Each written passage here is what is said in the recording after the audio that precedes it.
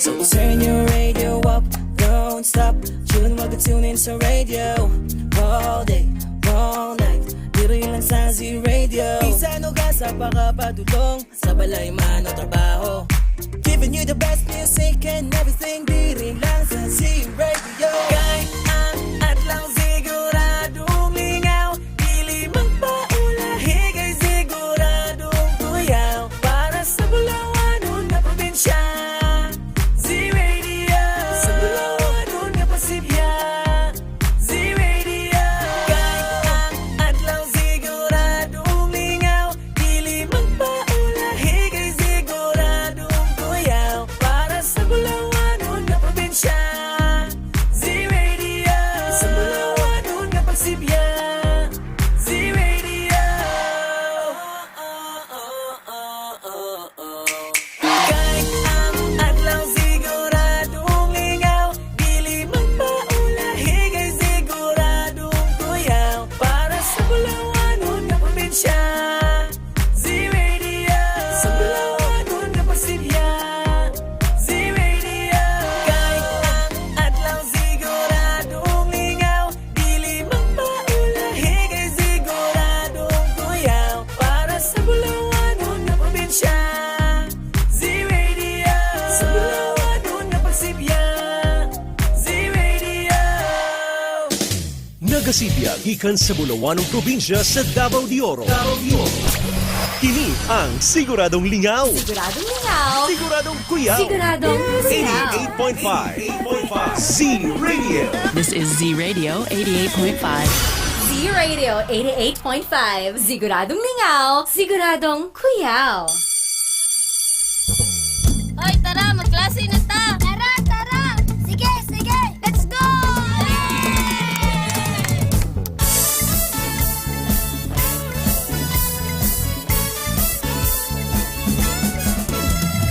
Kunin na ang radyo, hanapin ang Z-Radio. Halika na at makinig, mag-aaral tayo! Sa Radyo Z-Eskwela, makinig, matuto. Sa Radyo Z-Eskwela, may matutuhang bago. Sa Radyo Z-Eskwela, siguradong masaya. Davao de Oro, Radyo Z-Eskwela.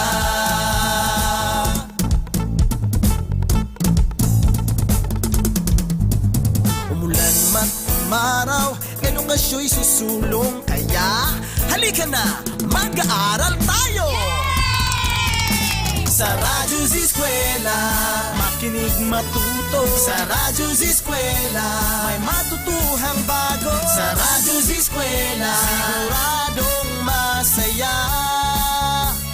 Davao de Oro, Radyo Z-Eskwela. Handog ng DepEd Davao de Oro, Radyo Z-Eskwela, siguradong masaya! Let's go!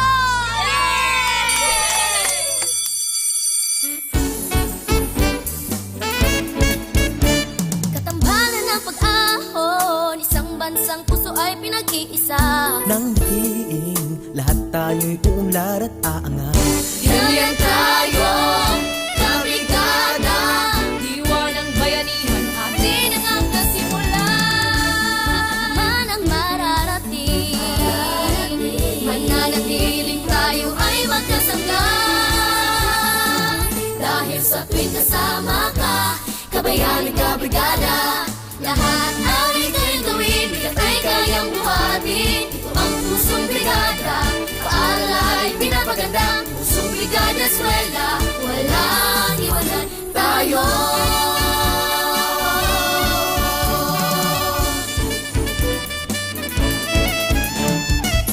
Paaralan, tinatawag na tahanan.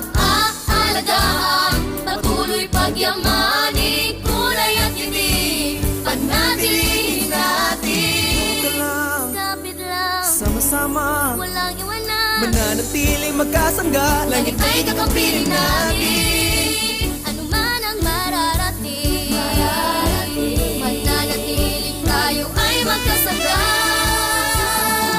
Dahil sa tuwing kasama ka, kabayan at kabrigada, lahat ay kayang gawin, bigat ay kayang buhatin. Pusong Brigada Eskwela, walang iwanan tayo. Walang iwanan tayo. Radyo Z-Eskwela Executive and Technical Working Committee. The school's Division Superintendent, Eufemia T. Gamutin Seso 5. Assistant Schools Division Superintendent, Dr. Romel R. Handayan. Curriculum Implementation Division OIC Chief, Dr. Arlene B. Lim. School Governance and Operations Division, Dr. Ruben J. Riponte. Program Director, Dr. Arlene B. Lim. Assistant Program Director, Noemi P. Canales.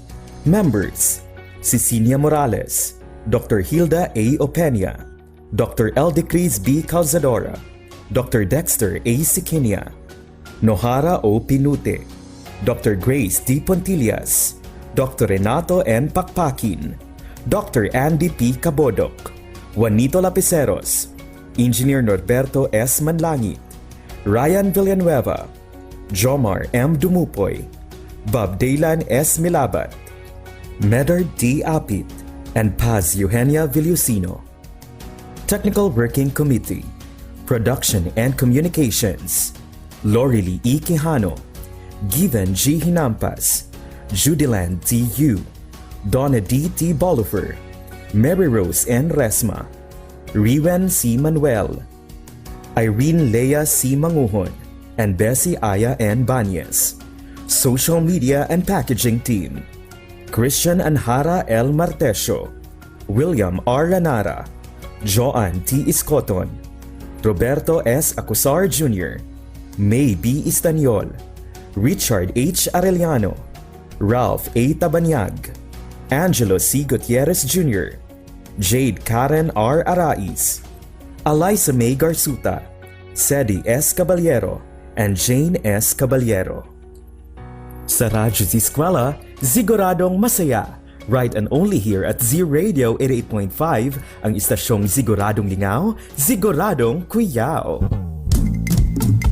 The Radyo Z-Eskwela program of the Division of Davao de Oro is being brought to you by Tingog Party List, Nueda Builders Construction and Supply Incorporated, Maverick Builders Incorporated, Niche Construction and Supply, Mabanglo Archicons Architectural Construction and Supply, DB Construction and Supply, Kanaway Builders Corporation, Phoenix Corvada Tagum Gasoline Station, Master Construction and Supplies, Mackenzie Builders, GP&H Construction Incorporated, Metro Gear Construction Corporation, NEN Builders and Development Services Corporation, Max Mays Enterprises Incorporated, Re-Ing Construction Company, Rangay Construction and Supply, East Sussex Enterprise, WM Construction, Councilor Boogie and Miss Marjorie Bertodazo, Apex Mining Company Incorporated, and Icon Builders and Supply.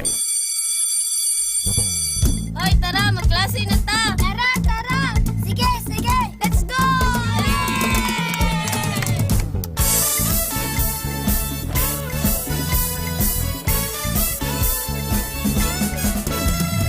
Kunin na ang radyo, hanapin ang Z-Radio. Halika na at makinig, mag-aaral tayo!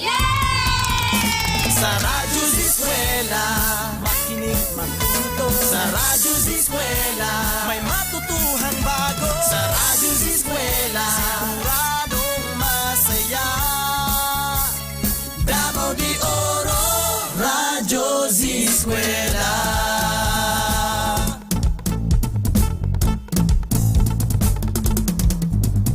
Umulan man umaraw, edukasyo'y susulong. Kaya halika na, mag-aaral tayo! Sa Radyo Z-Eskwela, makinig matuto. Sa Radyo Z-Eskwela, may matutuhang bago. Sa Radyo Z-Eskwela, siguradong masaya. Davao de Oro, Radyo Z-Eskwela. Handog ng DepEd Davao de Oro, Radyo Z-Eskwela, siguradong masaya! Let's go!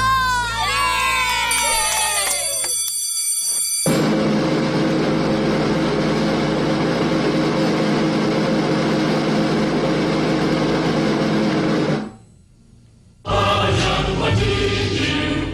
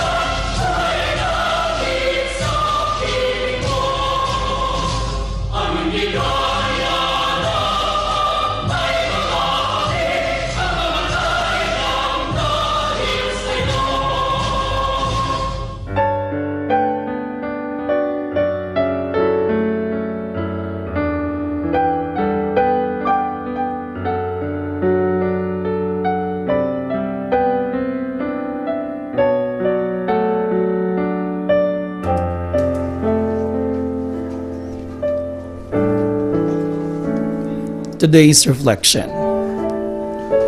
Jeremiah chapter 33 verse 3 says, "Call to me and I will answer you, and tell you great and mighty things which you do not know." We do not always consider that the sanctification we so earnestly desire and for which we pray so earnestly is brought about through the truth and by the providence of God in a manner we least expect. When we look for joy, behold, there is sorrow. When we expect peace, we frequently have distrust and doubt because we find ourselves plunged into trials we cannot avoid. In these trials, we are having the answers to our prayers.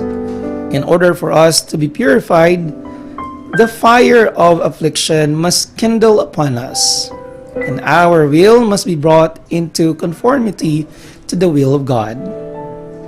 In order to be conformed to the image of our Savior, we pass through a most painful process of refining. The very ones that we regard the most dear upon the earth may cause us the greatest sorrow and trial. They may view us in the wrong light. They may think us in error, and that we are deceiving and degrading ourselves because we follow the dictates of enlightened conscience in seeking for the truth as for hid treasures. Our prayers for conformity to the image of Christ may not be answered exactly as we desire.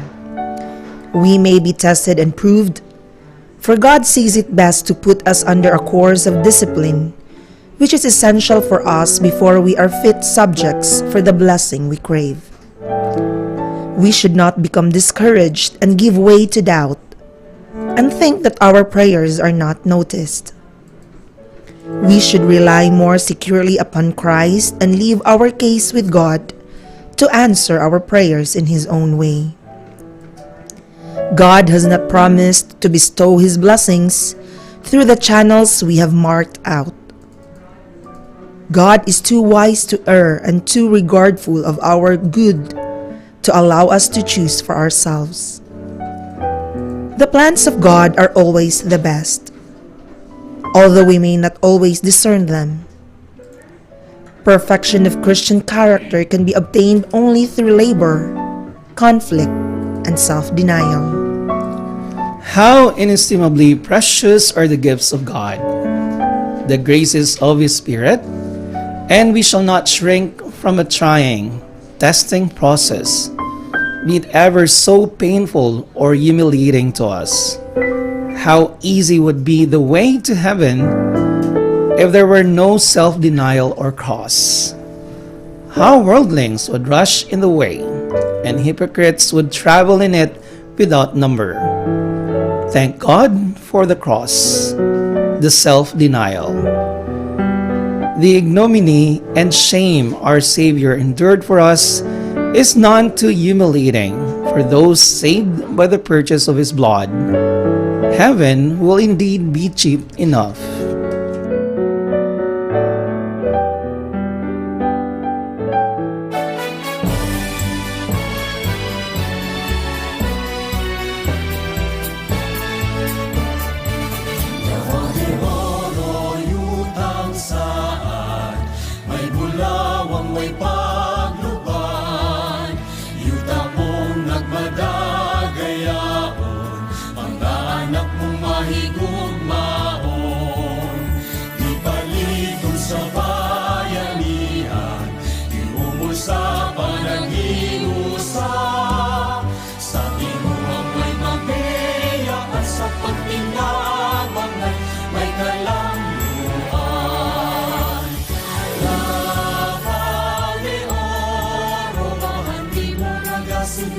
gikan sa bubuhat. Davao de Oro, tuburan sa paglaom. Sa Dabawen yung mahuswagon. Ang kaanyang mo makabibihan, talag sa onda sa kahitasan. Kamukiran sa lumaki alimahan, bunga sa kalagayan. Davao de Oro, yutang saan, may bulawang may pagluban. Yuta mong nagmadagayaon, mga anak mong mahigugmaon.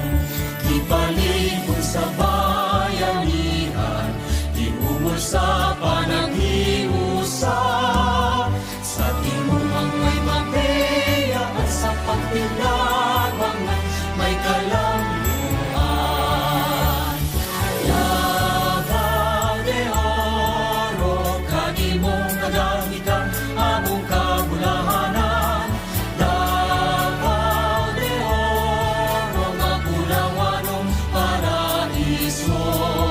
Sa naghiusang Dabawenyo, ang kaanyang makabibihan, talag sa onda sa sangkahitasan.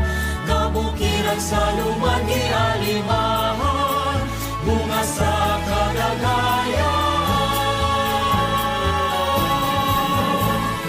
Davao de Oro, kami mong nagagitan among kabulahanan.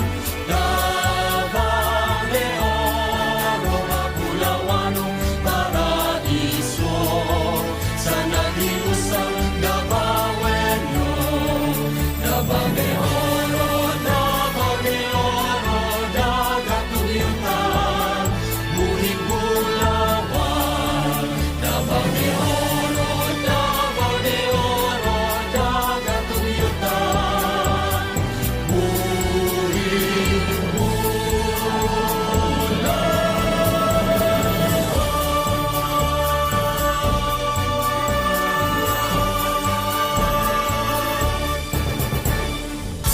One sunny Wednesday, mga ka-Z-Eskwela. This is Teacher JL. Did you miss me? Oras natin, it's 10:22, mga ka-Z-Eskwela. Again, it's a sunny Wednesday today. And today is June 16, 2021. And with me, of course, is Teacher Donna, ang teacher na biba. Yes, yes, yes. Hello, hello, hello. One beautiful Wednesday morning, mga kaskwala. This is Teacher Donna signing in para sa ating programang palaging masaya ang Radyo Z-Eskwela, only on 88.5 FM, Z-Radio, Siguradong Lingaw, Siguradong Kuyaw. Ang taas ng energy Yes! natin. Teacher JL, na-miss kita.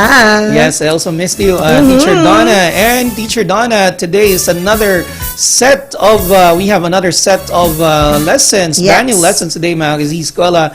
And of course, nakalive po tayo sa ating mga radyo and of course sa ating Facebook Live. Teacher Donna? Yes, you can send us your greetings, your comments, and suggestions and questions sa ating comment section sa Facebook Live at Z-Radio 88.5, DepEd tayo Division of Davao de Oro, and Radyo Z-Eskwela, DepEd Davao de Oro official Facebook pages. Right, and of course, please subscribe to our YouTube channel. That's Radyo Z-Eskwela DDO. That's again, Radyo Z-Eskwela DDO. And mobile number natin, mga Z-Eskwela, 0953-211-3492. That's again, 0953-211-3492. Check your time. It's already 10:24, mga Z-Eskwela.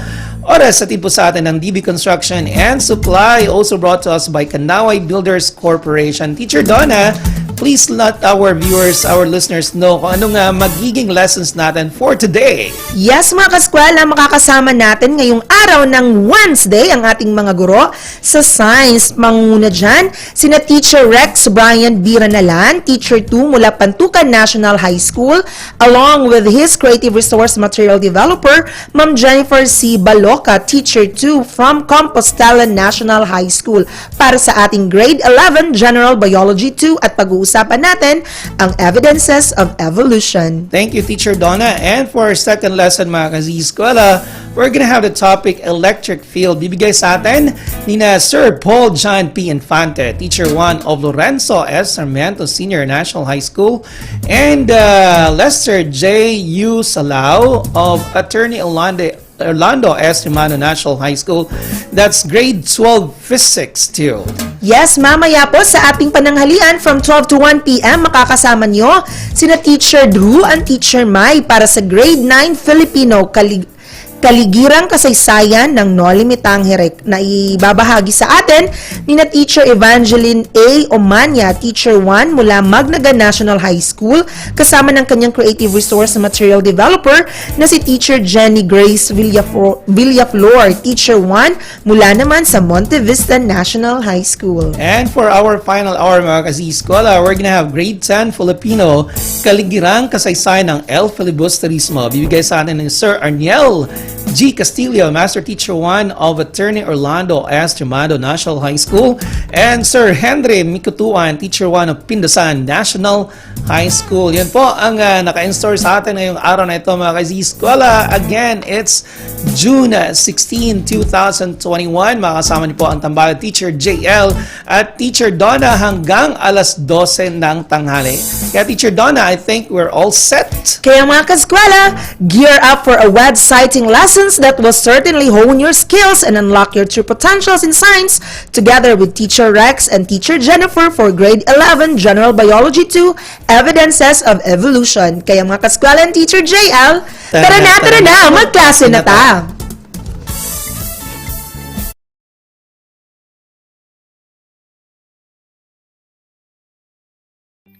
Good morning, Davao de Oro, and good morning to all senior high school listeners and learners.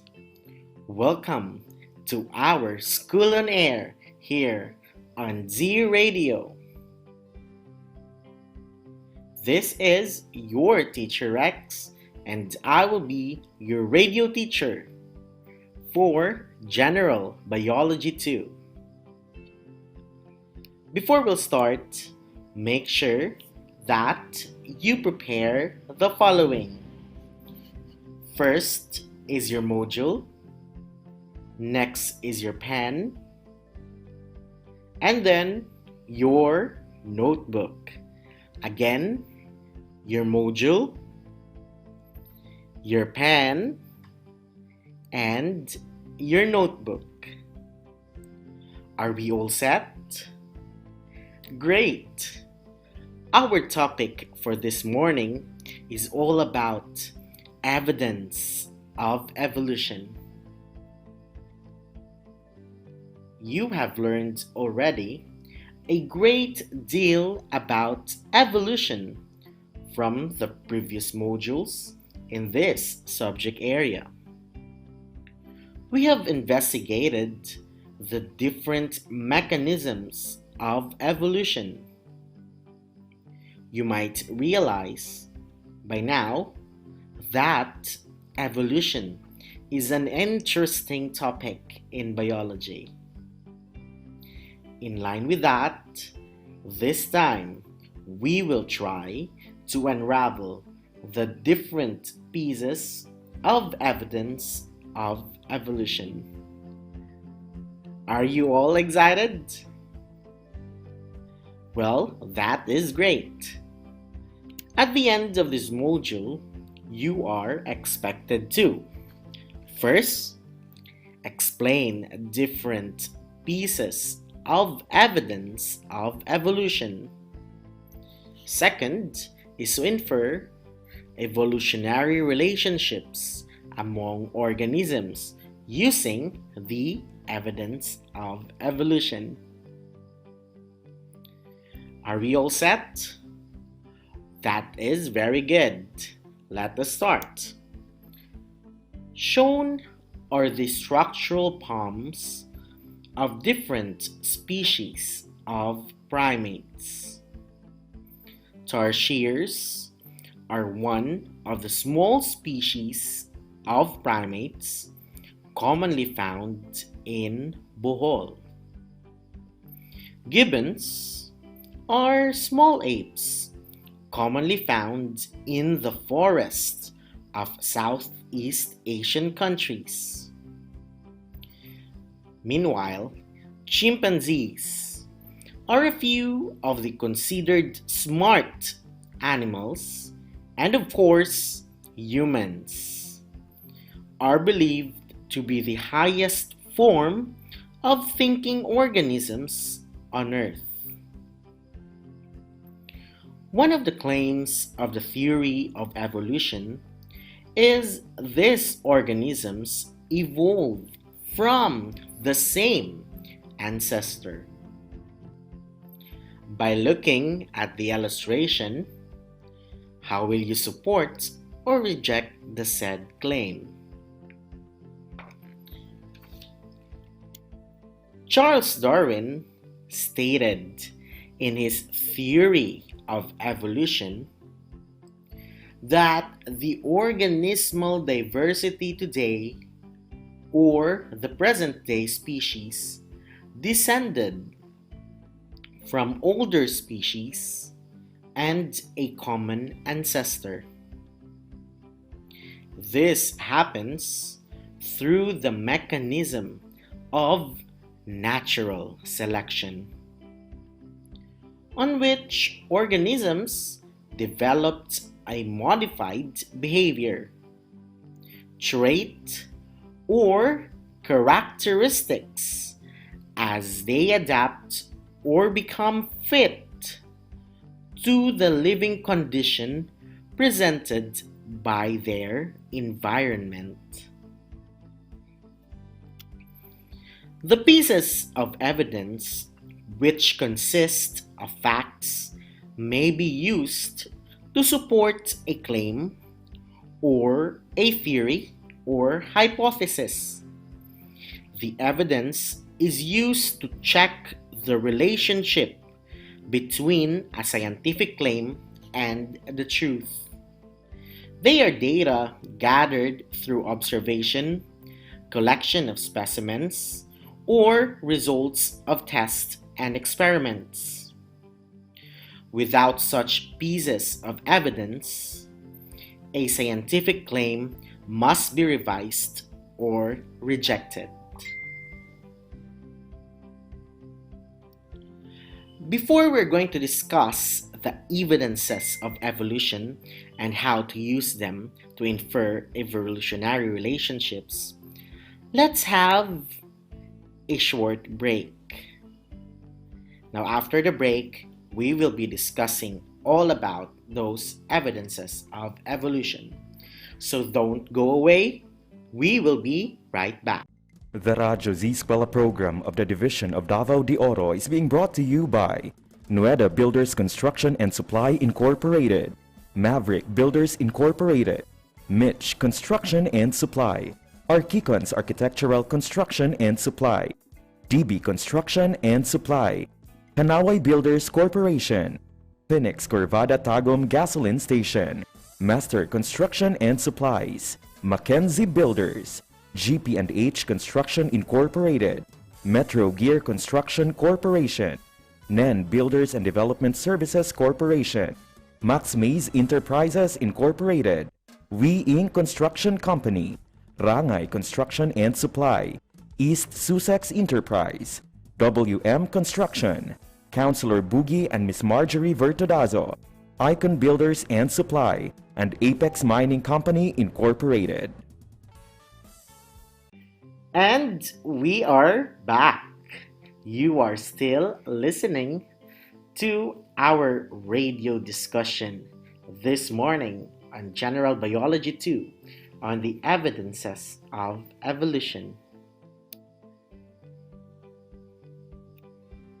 Now let's discuss the pieces of evidence of evolution and how to use them to infer evolutionary relationships. Very important evidence is the fossil record. Fossils are the remains of living organisms that lived in the past. These remains may be in the form of fossilized or preserved bone structure, other hard body parts aside from bones, imprinted activities such as footprints, dungs, nests, or gastric stones. Scientists use these fossils to infer the characteristics, structures, and lifestyles of ancient organisms. Fossils showed that organisms from the past look very different from the organisms living today. An example is how the unearthed fossils of the horses from different times led scientists to infer that the ancestors of the modern horses have looked different from them. The fossils showed that ancient horses have more toe fingers because they used to feed on shrubs and broadleaves plants or trees, which are usually found on soft, marshy grounds. As the land becomes drier and the grass becomes more available, horses evolve to adapt and survive. The second evidence is comparative anatomy. Body structures of organisms may be compared to each other to investigate more on evolution. Scientists have developed classifications for these body structures as deemed useful in the study of evolution. Homologous structures are body structures from different organisms that may look similar to each other or have the same component but may perform different functions. Homologous structures suggest common ancestry or shared descent. For example, the human arm, the cat's foreleg, the whale's flipper, and the bat's wings have different functions but have the same features or bone structures. This indicates that these organisms inherited this developmental pattern from a common ancestor. Analogous structures are body structures that look the same and have the same function, but have different structures or features. Analogous structures suggest that organisms of different descent or close common ancestor have evolved the same structure with the same function because of the same needs. Examples are the wings of birds and insects.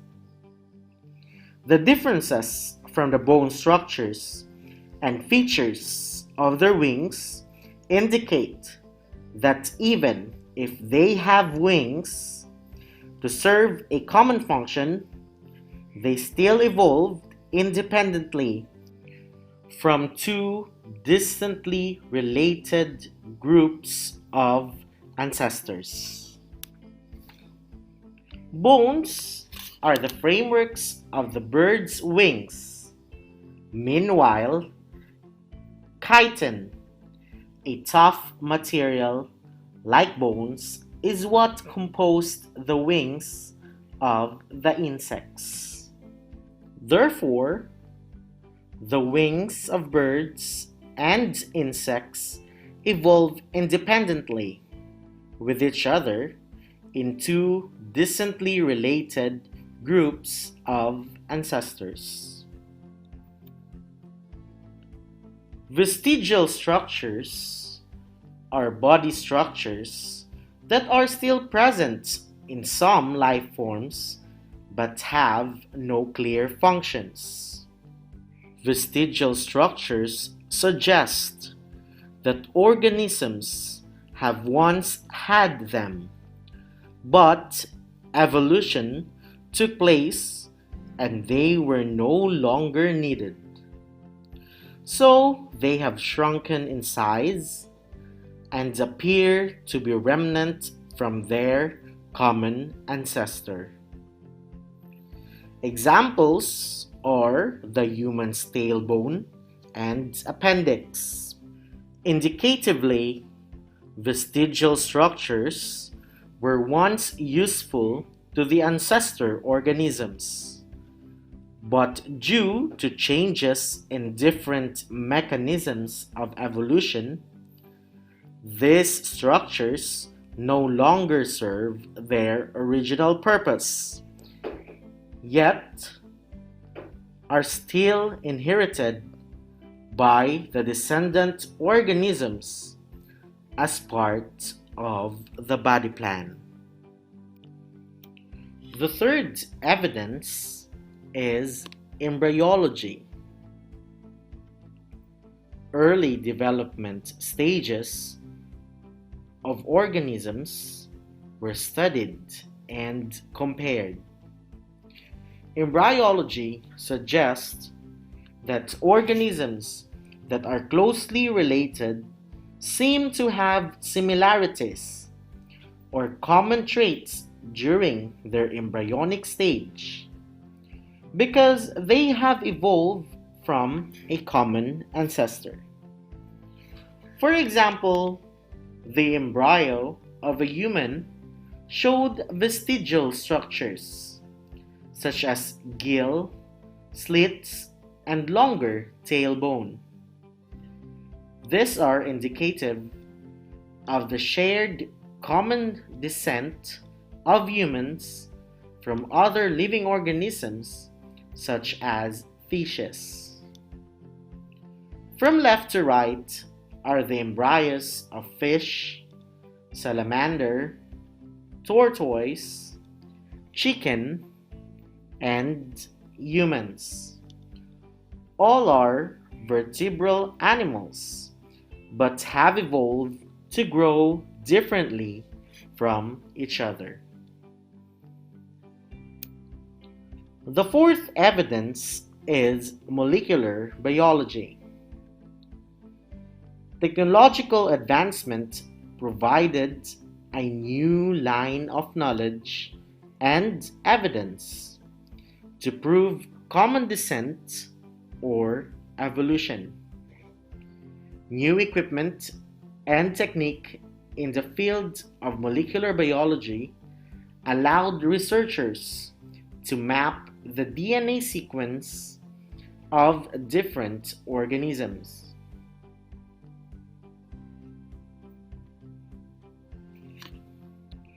You have already learned from the previous modules that DNA serves as the blueprint or instruction of the life of an organism.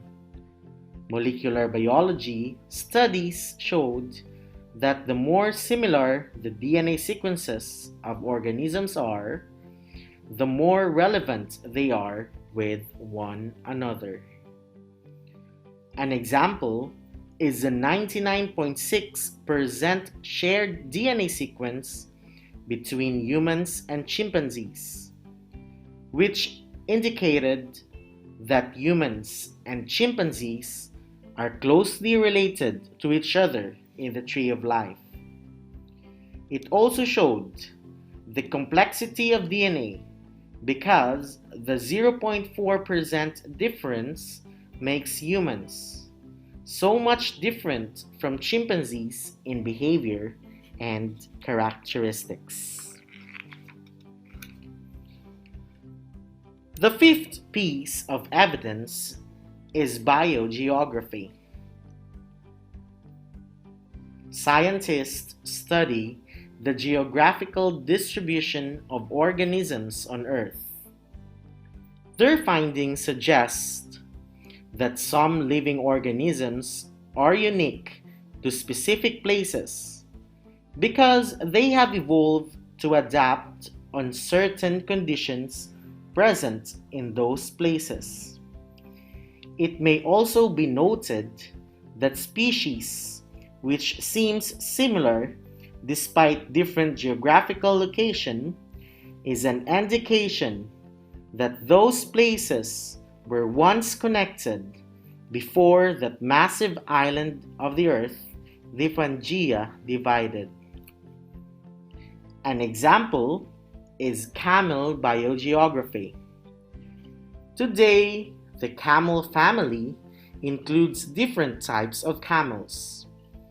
All of today's camels are descended from the same camel ancestors. These ancestors lived in the North America about 1 million years ago. Early North American camels migrated to other places. Some went to East Asia. They crossed a land bridge during the last ice age. A few of them made it to Africa. Others went to South America. They crossed the Isthmus of Panama. Once camels reach these different places, they evolve independently. They evolve adaptations that suited them for the particular environment where they lived. Through natural selection, descendants of the original camel ancestors evolved the diversity they have today. The pieces of evidence presented are not only used to prove the claim of the theory of evolution, but also showed how they may be used to infer the evolutionary relationship between different biological organisms. Evolutionists or scientists use these pieces of evidence to complete the phylogenetic tree or the tree of life. This tree or diagram is used to present the evolutionary relationship between the organisms using different pieces of evidence of evolution.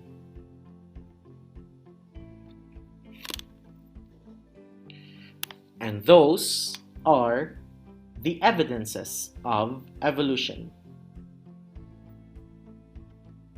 Were you able to grasp all the information presented? Great! Now before we proceed to our activity, let's have a short break. So when we come back, prepare already your pen and your notebook for our activity. So don't go away, we will be right back. The Radyo Z-Eskwela program of the Division of Davao de Oro is being brought to you by Nueda Builders Construction and Supply Incorporated, Maverick Builders Incorporated, Mitch Construction and Supply, Archicons Architectural Construction and Supply, DB Construction and Supply, Hanaway Builders Corporation, Phoenix Corvada Tagum Gasoline Station, Master Construction and Supplies, Mackenzie Builders, GP&H Construction Incorporated, Metro Gear Construction Corporation, NEN Builders and Development Services Corporation, Max Mays Enterprises Incorporated, We Inc. Construction Company, Rangay Construction and Supply, East Sussex Enterprise, WM Construction, Councilor Boogie and Miss Marjorie Vertodazo, Icon Builders and Supply, and Apex Mining Company Incorporated. And we are back. This is the last part of our episode this morning on General Biology 2, which is about evidences of evolution. Now let's start. Have you enjoyed learning about the pieces of evidence of evolution and how to use them in inferring the evolutionary relationship between organisms? That is good. Let's have a short activity. A series of images will be shown and guess the type of evidence. So are you ready? Great, but before that, bring out your notebooks and your ball pen for your answers. Alright, let's start. Let's go to the first picture. What type of evidence is shown? The image shows the outer structure of the ear, the helix of the ear, known as Darwin's tubercle. What type of evidence is shown? The correct answer is vestigial structure. This is evidence of a vestigial feature indicating common ancestry among primates that have pointy ears. Let's proceed to the next picture. The image shows different ratites or flightless birds such as ostrich from Africa, rhea from South America, emu from Australia, cassowary from Papua New Guinea, and kiwi from New Zealand. What type of evidence is shown? The correct answer is biogeography. Let's proceed to the next picture. The image shows the skulls of Australopithecus africanus, which lived 3.3 to 2.1 million years ago, Homo erectus, which lived 1.89 million to 110,000 years ago, Homo neanderthalensis, which lived 400,000 to 40,000 years ago, and Homo sapiens, which lived 300,000 years ago to the present. What type of evidence is shown? The correct answer is fossil record. Let's proceed to the next picture. What type of evidence is shown? The image shows the formation of a streamlined body shape in aquatic animals, regardless of ancestral origin. Sharks are fish, penguins are birds, and dolphins are mammals. What type of evidence is shown? The correct answer is analogous structure. Let's proceed to the next picture. The image shows the embryos of chicken, possum, cat, bat, and human. What type of evidence is shown? The correct answer is embryology. Let's proceed to the last picture. What type of evidence is shown? The image shows the three different species with similar bone structures: humans, horses, and dolphins. What type of evidence is shown? The correct answer is homologous structure. Were you able to get a perfect score? Great! Now this time, go to the assessment portion of the module on page 22. Evaluate yourself on how well you have enjoyed the amazing world of evolution. Read the following questions and choose the letter of the correct answer. Write your answer on a separate sheet of paper or on your notebook. And that's the end of our discussion about evidences of evolution. I hope you had fun and learned a lot from this lesson. Always remember, ang sayang makinig sa radyo, pag Z-Eskwela ang kasama mo. Again, this is your teacher Rex, and thank you for listening. Bye-bye.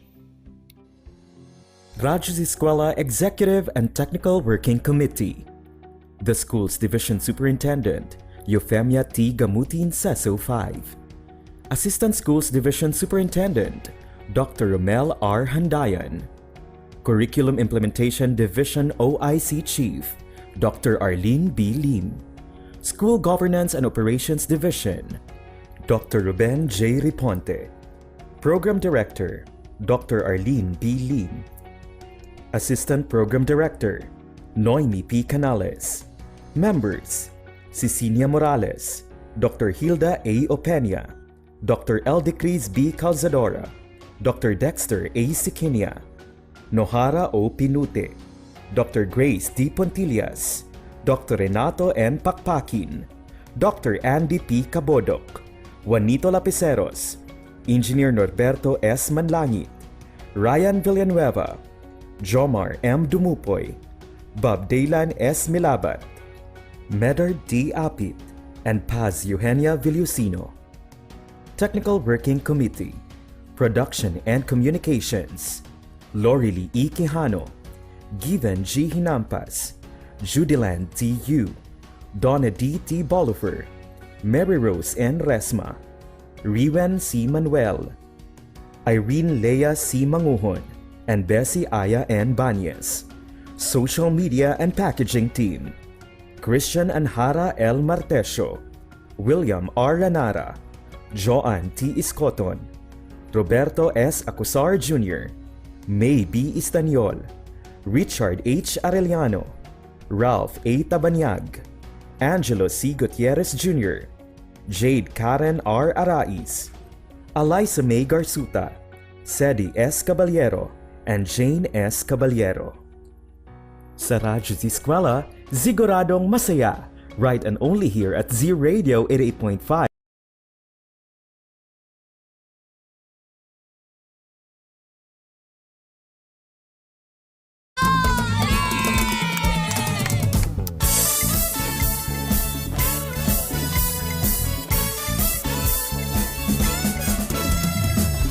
Na ang radyo, hanapin ang Z-Radio. Halika na at makinig, mag-aaral tayo! Sa Radyo Z-Eskwela, makinig matuto. Sa Radyo Z-Eskwela, may matutuhang bago. Sa Radyo Z-Eskwela, siguradong masaya. Davao de Oro, Radyo Z-Eskwela.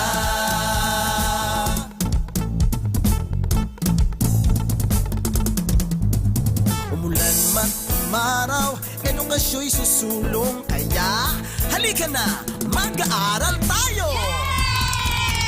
Sa Radyo Z-Eskwela, makinig matuto. Sa Radyo Z-Eskwela, may matutuhang bago. Sa Radyo Z-Eskwela, sigurado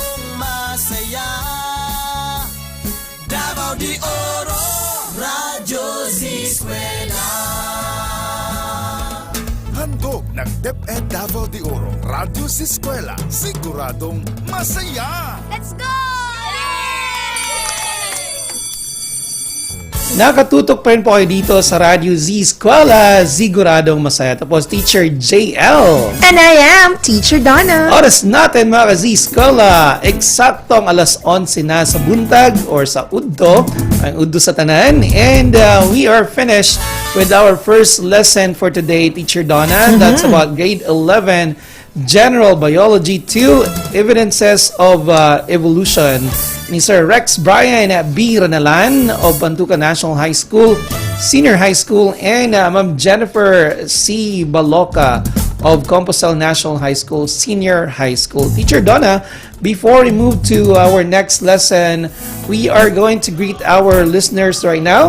Yes. I'd like to say hello to Ma'am Ching Briones, Jenny Rojo Tudod, Ma'am Rosario Obeja Bangoy, dagan salamat sa pagpaminaw.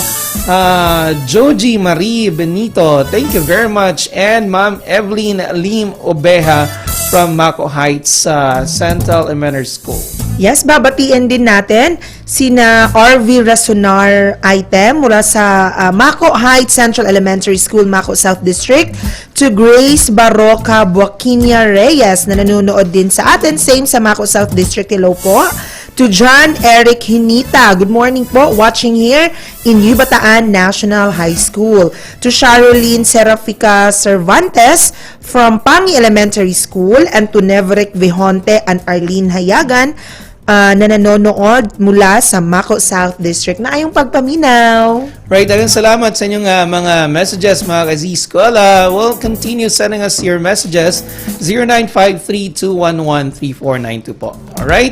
And Teacher Donna, before we move to our next lesson, right now we're gonna pause our break, mga ka-Z-Eskwela.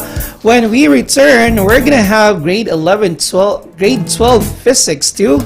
That's about electric field. Bibigay sa atin ni Sir Paul John P. Infante and Sir Lester J. U. Salao. Yan po sa pagbabalik ng Radyo Z-Eskwela. Siguradong masaya. Only here in 88.5 FM Z Radio. Siguradong ningaw. Siguradong kuya. My name's Teacher JL. And I am Teacher Donna. We'll be right back.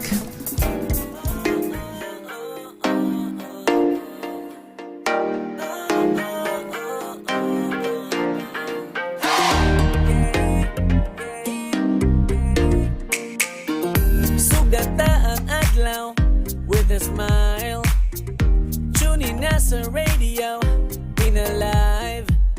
Listen na sa man good, listen to the music and it feels so good. Ay gundang ihangtod, may papuntagan pero lingaw man pod. Sa balay man o trabaho, bisan na sa man ka muadto. Giving you the best music, diri lang sa Z-Radio. Kahit ang adlaw siguradong lingaw, dili magpaulahi kay siguradong tuyaw. Sa Bulawanon nga probinsya, Z-Radio. Sa Bulawanon nga pasibya, Z-Radio. Kahit ang adlaw siguradong lingaw, dili magpaulahi kay siguradong tuyaw. Para sa Bulawanon nga probinsya, Z-Radio. Sa Bulawanon nga pagsibya, Z-Radio. Don't stop sa Z-Radio, tagaan mong lingaw. Kay giving you the best music and everything, that's what make us proud. So turn your radio up, don't stop. Chillin' while we tune in sa radio. All day, all night, diri lang sa Z-Radio. Bisan o gasa pakapadulong, sa balay man o trabaho. Giving you the best music and everything, diri lang sa Z-Radio. Kahit ang adlaw siguradong lingaw, dili magpaulahi kay siguradong tuyaw. Para sa Bulawanon nga probinsya, Z-Radio. Sa Bulawanon nga pasibya, Z-Radio. Kahit ang adlaw siguradong lingaw, dili magpaulahi kay siguradong tuyaw. Para sa Bulawanon nga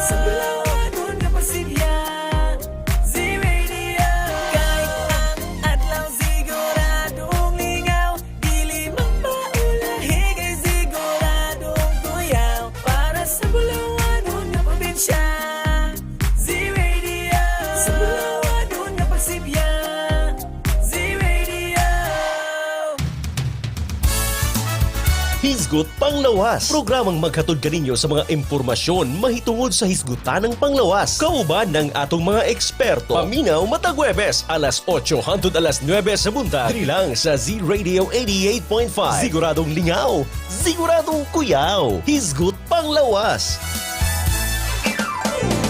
Mga isyu ug katikaran sa barangay. Idol ko sika. Mga kasulbaran sa mga problemang pambarangay. Idol ko sika. Paminaw kada Biyernes alas 8 hangtod alas 9 sa buntag. Diri lang sa Z-Radio 88.5. Siguradong lingaw, siguradong kuyaw. Idol ko sika.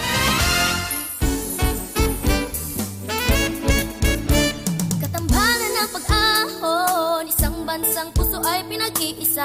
Nang diin, lahat tayo'y uunlad at aangat.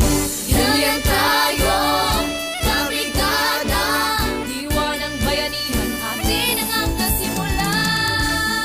Man ang mararating, mananatiling tayo ay magkasangga.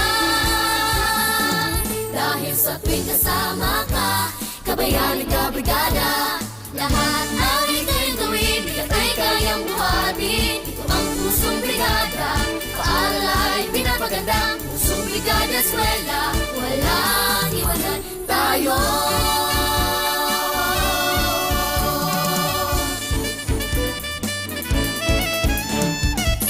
Paaralan, tinatawag na tahanan. Aalagaan, patuloy pagyamanin, kulay at tinig, panatilihin natin. Ito lang, Kapit lang, sama-sama, walang iwanan. mananatiling magkasangga. Langit ay kakampirin natin. Ano man ang mararating, mananatiling tayo ay magkasangga. Dahil sa tuwing kasama ka, kabayan at kabrigada, lahat ay kayang gawin, bigat ay kayang buhatin. Pusong brigada eskwela, walang iwanan tayo. Walang iwanan tayo.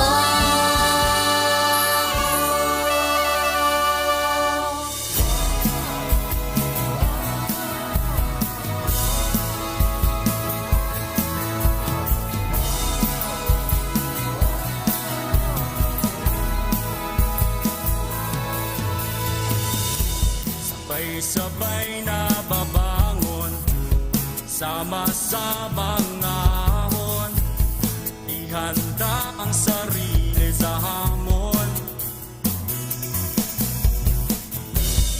Ipapipigil sa pagsulong sa kinabukasan na katuon. Para sa di kalidad na edukasyon. Balik-eskwela na naman, sa puso ang kahandaan. Handang isip, handa bukas, sa pagkakaisa ay may lakas. Ito na ang normal, online learning at modular. Di na kailangang mag-face-to-face, gamit ang cellphone at radio base. Yakapin ang pagbabago, kahirapan kaya natin to. Lakasan ang iyong loob, sa bagong normal, sa bagong mundo.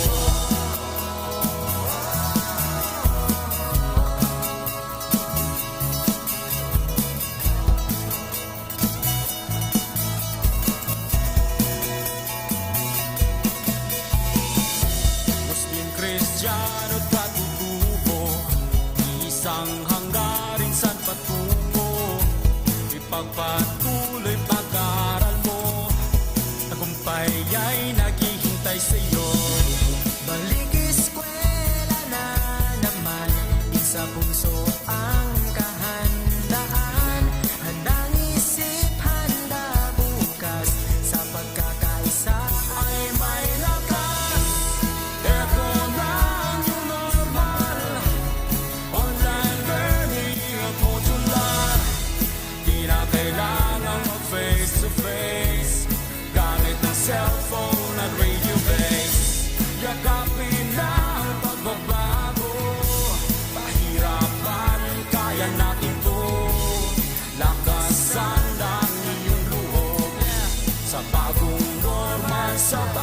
Isang alang-alang natin ang ating kaligtasan sa bawat oras at panahon, magpakailanman.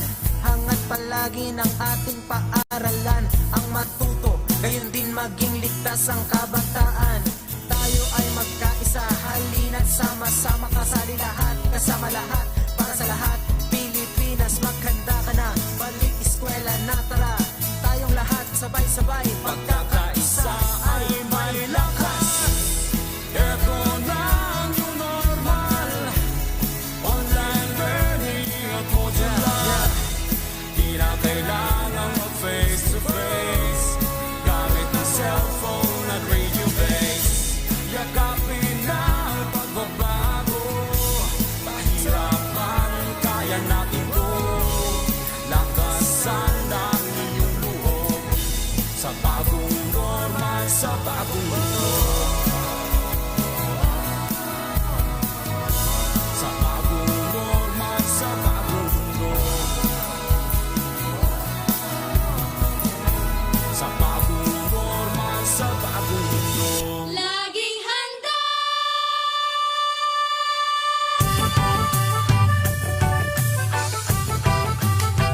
Laging handa.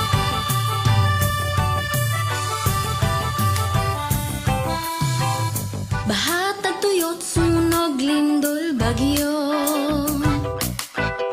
Mga kalamidad na likas sa ating mundo.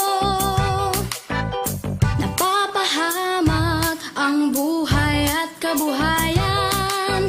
Kaya naman kailangan ngang paghandaan. Maging handa, maging alerto.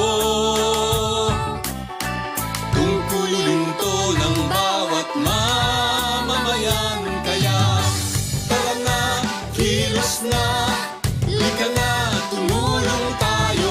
Gawin na po ang karapat-dapat na maging laging handa. Tara na, kilos na, lika na, tumulong tayo. Gawin na po ang karapat-dapat na maging laging handa.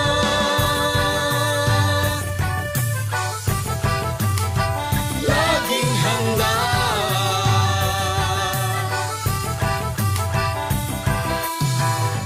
Kalamidad ay maaasahang darating. Sa di inaasahang oras. Kaya naman hindi na dapat hintayin. Unahan na habang di pa natataranta.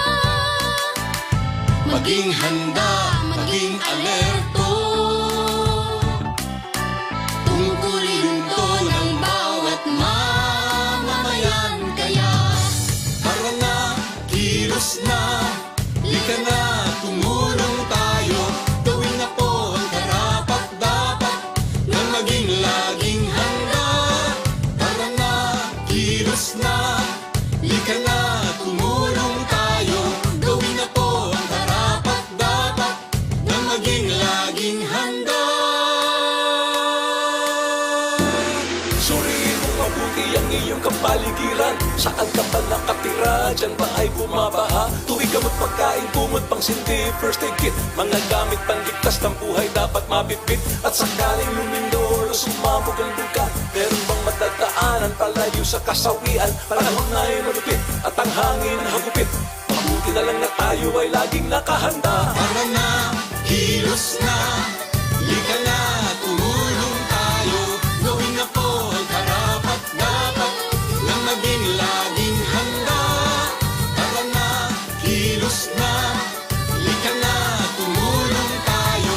Gawin na po ang karapat-dapat na maging laging handa.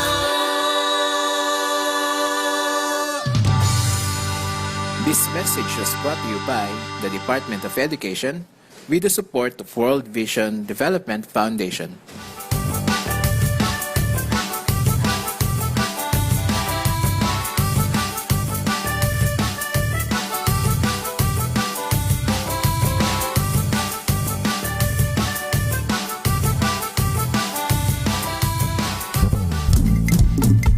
The Radyo Z-Eskwela program of the Division of Davao de Oro is being brought to you by Tingog Party List, Nueda Builders Construction and Supply Incorporated, Maverick Builders Incorporated, Mitch Construction and Supply, Mabanglo Archicons Architectural Construction and Supply, GB Construction and Supply, Kanaway Builders Corporation, Phoenix Corvada Tagum Gasoline Station, Master Construction and Supplies, Mackenzie Builders, GP&H Construction Incorporated, Metro Gear Construction Corporation, NEN Builders and Development Services Corporation, Max Mays Enterprises Incorporated, V-Inc Construction Company, Rangay Construction and Supply, East Sussex Enterprise, WM Construction, Councilor Boogie and Miss Marjorie Bertodazo, Apex Mining Company Incorporated, and Icon Builders and Supply. Hoy, tara, magklase na ta! Tara, tara! Sige, sige! Let's go!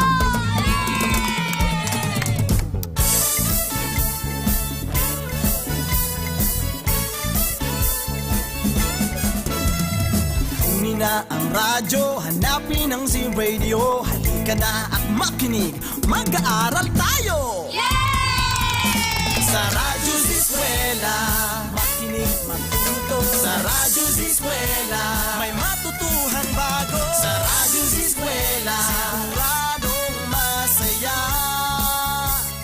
Davao de Oro, Radyo Z-Eskwela.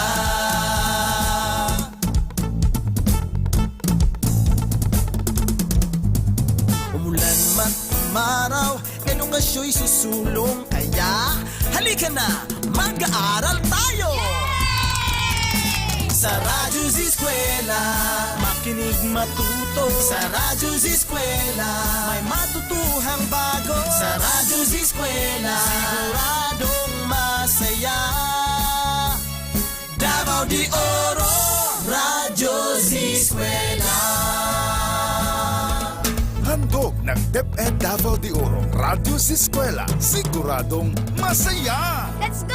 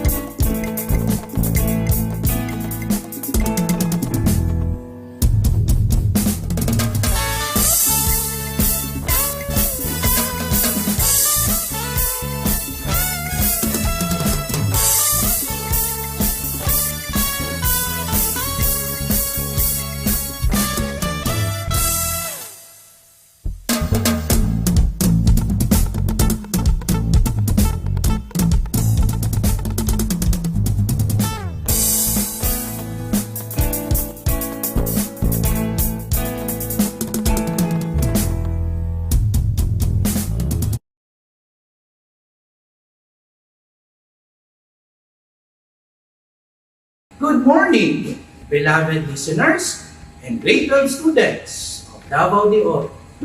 You are listening to Z-Radio 88.5, Radio Z-Eskwela, Siguradong Kuyaw, Siguradong Lingaw. You can also listen and watch this episode via live stream at Z-Radio 88.5 and DepEd Tayo Division of Davao de Oro Facebook pages. This is Teacher JJ, your presenter for today. And with us is Teacher Paul John, our content writer. I believe you're all excited to once again listen and interact as we unfold new learnings and amazing lessons that will make your understanding of scientific concepts deeper. So, what are we waiting for? Let's begin this very exciting topic. Kindly bring with you your notebook and pen all throughout the discussion, so you may take down notes, learnings, and as well as questions for clarifications. But before we proceed to our lesson, let's have first our pre-assessment. What you know on the discussion we are going to have today. Choose the letter of the correct answer. Write your chosen letter in your notebooks or paper. Question number 1. Particles involved in movement within materials are called Again, particles involved in movement within materials are called A. Protons, B. Electrons, C. Neutrons, and letter D. Positrons. You may now write your answers.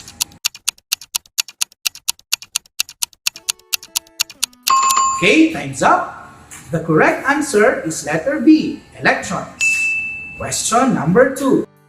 Electric field strength can be defined as A. E is equal to Q over F. Letter B. E is equal to W over F. Letter C. E is equal to F over Q. And letter D. E is equal to P over Q. Again, electric field strength can be defined as A. E is equal to Q over F. B. E is equal to W over F. C. E is equal to F over Q. And letter D. E is equal to P over Q. Go!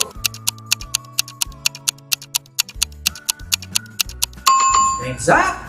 The correct answer for question number 2 is letter C. Congratulations to those who made it right. Let's proceed to question number 3. Electric field terminates at A.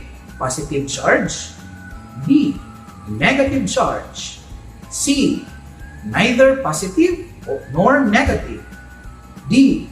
Both positive and negative. Again, electric field terminates at A. Positive charge, B. Negative charge, C. Neither positive nor negative, and letter D. Both positive and negative. Go!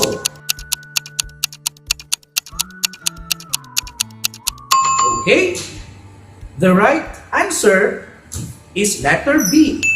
Next, question number 4. In uniform fields, all points have blank field strength. A. 0, B. Same, C. Infinity, and letter D. Different. Again, in uniform fields, all points have blank field strength. A. 0, B. Same, C. Infinity, and letter D. Different. Go! Alright, the correct answer for question number 4 is letter B, same. Question number 5. Which among the following is the field where electric charge experiences a force? A. Electric field, B. Magnetic field, C. Gravitational field, and letter D. Electric, magnetic, and gravitational field. Again, which among the following is the field where electric charge experiences a force? A. Electric field, B. Magnetic field, C. Gravitational field, and letter D. Electric field, magnetic, and gravitational field. Go! Alright, the correct answer for question number 5 is letter A, electric field. Congratulations to those who made it right. Today, we will discover a new lesson. But first, let me discuss a scenario which will give you an idea over our topic for today. So relax, sit tight, and enjoy. Suppose you have 2 charged spheres and you bring a balloon nearby. Those charged spheres will exert an electric force on the charges of the balloon, even though they're not in physical contact with one another. This is an example of an action at a distance force, where forces that result from contact don't necessarily evoke a lot of mystery or surprise because we are accustomed to them. So, Can you now guess what is our topic for today? From the given scenario of two charged spheres and a balloon? Hurry up and tell me your guess. Yes, you are right. Our topic for today is about electric field. But before we proceed, let's have a break. We will be right back after a few reminders. So please, don't change frequencies. The Radyo Z-Eskwela program of the Division of Davao de Oro is being brought to you by Nueda Builders Construction and Supply Incorporated, Maverick Builders Incorporated, Mitch Construction and Supply, Archicons Architectural Construction and Supply, DB Construction and Supply, Hanaway Builders Corporation, Phoenix Corvada Tagum Gasoline Station, Master Construction and Supplies, Mackenzie Builders, GP&H Construction Incorporated, Metro Gear Construction Corporation, NEN Builders and Development Services Corporation, Max Mays Enterprises Incorporated, We Inc. Construction Company, Rangay Construction and Supply, East Sussex Enterprise, WM Construction, Councilor Boogie and Miss Marjorie Vertodazo, Icon Builders and Supply, and Apex Mining Company Incorporated. And we are back. Once again, this is Z Radio 88.5 Radyo Z-Eskwela. Siguradong Kuyaw, Siguradong Linaw. To continue our discussion, I am going to present the objectives of this lesson. At the end of this discussion, the grade 12 students will A. Learn how all objects with net charge generate electric fields that affect all other charged materials. B. Understand how to construct electric field lines. C. Appreciate the use of electric field in power system. I know that our grade 12 student listeners are so much ready and prepared to listen right now. So, focus your ears to listen and do not change stations, because after this, we will ask corresponding questions based on the discussion given. Last month, we talked about how charged particles exert electrostatic forces on one another, and now we are going to calculate these forces using the charge of each particle, which can be either positive or negative, and the distance between them. And we did it with the help of Coulomb's law, with the equation F is equal to K multiplied by Q1 multiplied by Q2 over the square of R, where the F is the force, K is the Coulomb's constant, Q is the charge, and R as the distance between charges. This equation tells us the force generated by two charged particles on one another. Coulomb's law is great for finding the forces between small objects like particles, but in physics, we deal with all sorts of shapes and sizes. So, we want to describe complex situations involving charged particles using more than just Coulomb's law. A British scientist named Michael Faraday came up with an idea of having an object with a known amount of net charge, which can be predicted by how other electric charges will react as they pass nearby. He hypothesized that every charged object generates an electric field that permeates space and exerts a force on all charged particles it encounters.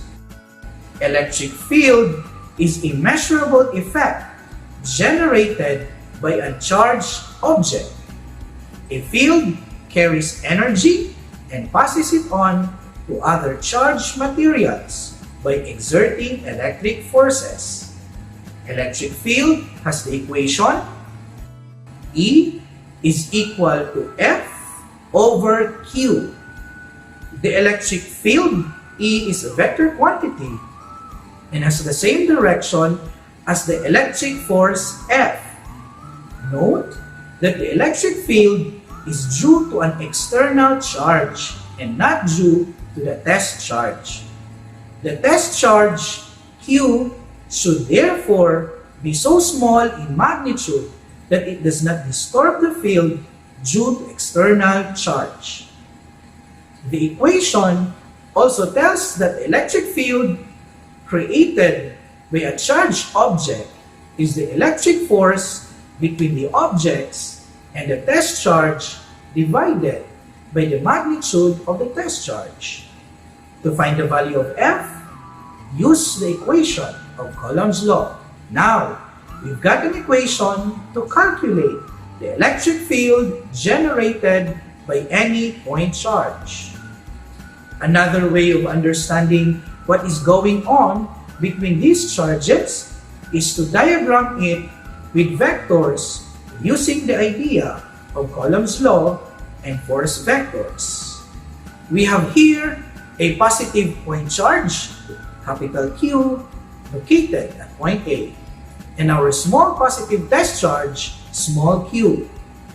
Both big Q and small q generate electric fields. We're going to assume that the big Q has a much larger magnitude than small q. As we can see, there are plot of series of vectors that result from placing small q at various points around big Q. These vectors are called electric field lines, and their purpose is to show the magnitude and direction of the force exerted on any nearby positive test charge. The density of these field lines signifies the magnitude of the electric force on small q, and the closer small q is to big Q, the greater the force. And same logic applies to how we represent negative charges, although we do implement it in a slightly different way. The electric field line diagram for fixed Q that's negatively charged would look like that of a positive Q, but with arrows pointing inward to signify that positive test charges should be attracted to Q. We have one positively charged particle and one negatively charged particle that are some distance apart with an equal and opposite magnitude of charge. This pair of particles is known as an electric dipole. Since we have two particles that each generate their own electric field, we can add the fields together to create a total electric field. This principle is known as superposition. Let's take note of the four important properties of electric field lines. First property, the field lines must be tangent to the direction of the field at any point. This means that if we place a position test charge anywhere the field lines will point in the direction of the force exerted on a positive charge. This also means that a negative test charge would feel a force in the exact opposite direction. Number 2, the greater the line density, the greater the magnitude of the field. This means that as a test charge moves closer to one of the fixed charges, the forces on it will be larger. Thus, the greater number of lines in that area. It also means that the number of lines leaving a charged object is proportional to the magnitude of its charger. If the magnitude of the positive charge in our electric dipole is doubled, then twice as many lines leave the positive point charge. Number 3, the lines always start from positively charged objects and end on negatively charged objects. And if there are no negatively charged objects around, and the lines just keep going on forever into infinity, seeking out negatively charged particles wherever they can find them. Number 4, the lines must never cross. Crisscrossing lines means that field act one different direction for charges in the same location, which is impossible. Now we know these properties. We can create field lines for any set of charged particles. So, let's look back at a scenario with one negatively charged particle with negative Q and a positively charged particle with charges plus 2Q. If a positive charge were placed directly between the particles, the force exerted on it would be in the same direction that the electric field points toward the negative particle. If we zoom out, looking at this pair of particles from far away, you can see that it looks like the field lines for a single positive point charge. Since we already know about all these particles of electric field, let's create an electric field where all positive test charges move uniformly in a single direction. Let's have a model where a field created by two infinitely large conductive plates, one positive and one negative. All positive test charges between the plates would move from the positive plate to the negative plate. This pair of plates is known as capacitor and is an integral part of almost every electronic system, partly because it can use its electronic field to store an electric charge. So, students, have you learned something today? So please don't change any frequencies because we will be right back after this short break. The Radyo Z-Eskwela program of the Division of Davao de Oro is being brought to you by Nueda Builders Construction and Supply Incorporated, Maverick Builders Incorporated, Mitch Construction and Supply, Archicons Architectural Construction and Supply, DB Construction and Supply, Hanaway Builders Corporation, Phoenix Corvada Tagum Gasoline Station, Master Construction and Supplies, Mackenzie Builders, GP&H Construction Incorporated, Metro Gear Construction Corporation, NEN Builders and Development Services Corporation, Max Mays Enterprises Incorporated, We Inc. Construction Company, Rangay Construction and Supply, East Sussex Enterprise, WM Construction, Councilor Boogie and Miss Marjorie Vertodazo, Icon Builders and Supply, and Apex Mining Company Incorporated. And we are back. What an awesome discovery we have here about electric charges. Right, grade 12 student listeners? Since we had lots of learnings about electric charge, it is now right time to apply the learnings we have gained based on the discussion. It's assessment time! We are going to do some assessment to test if you really listen all along. But before doing so, ready your notebook and your ball pen for you to answer the questions that I will be giving to you. We also have lots of fun activities in your modules, especially the performance tasks with the rubrics indicated. I think our notebook and ball pen is ready. So, we are going to start the assessment. You are going to choose the letter of the correct answer as I'm going to dictate it. You can write your answers when I say the word go. Please listen properly, grade 12 students, so that you can catch up and give the right answer on the given questions. So are you now ready? I think everybody is now ready. Let's start. Question number 1. Coulomb's law can be defined as A. F is equal to Q over F. B. F is equal to K multiplied by Q1 multiplied by Q2 over the square of R. C. F is equal to K, Q1, Q2 multiplied by the square of R. D. F is equal to Q1 divided by K multiplied by Q2 multiplied by the square of R.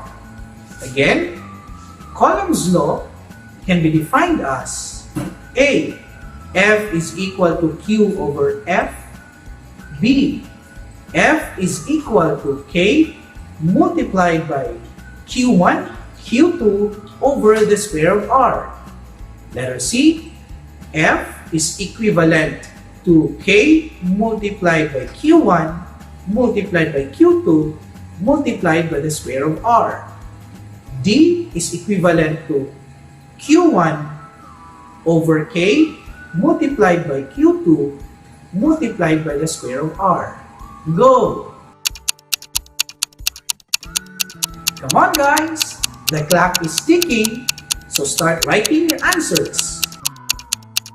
Time's up! The correct answer for question number 1 is letter B. F is equivalent to K multiplied by Q1, Q2 over the square of R.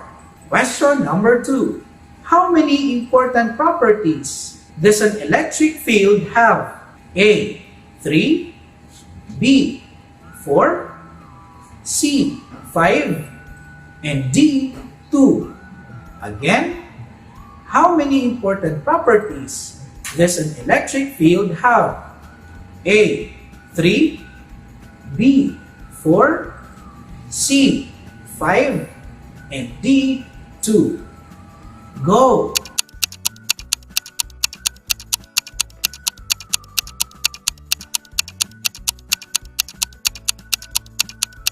Alright, the correct answer for question number 2 is letter B. Congratulations to those who made it right. Question number 3. In the definition of electric field, Q stands for A. First charge. B. Test charge. C. Resulting charge.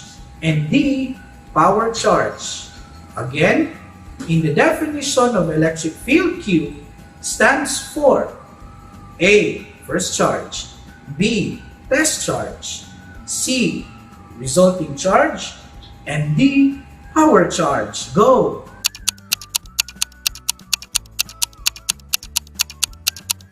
Come on guys, the clock is ticking. Alright, the correct answer for question number 3 is letter B. Question number 4. There are plot of series of vectors that result from placing small q charge at various points around big Q charge.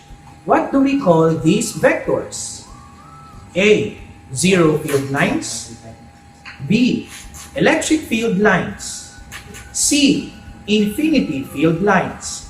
And letter D. Different field lines. These are plot of series of vectors that result from placing small q charge at various points around big Q charge. What do we call these vectors? A. Zero field lines. B. Electric field lines. C. Infinity field lines. And letter D. Different field lines. And your time has begun. Start guessing. Get that brain working and write your answer. Alright, the correct answer for question number 4 is letter B. Question number 5. The density of electric field lines signifies the magnitude of the electric force on small q.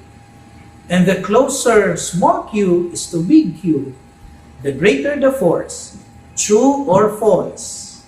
Again, the density of electric field lines signifies the magnitude of the electric force on small q, and the closer small q is to big Q, the greater the force. True or false?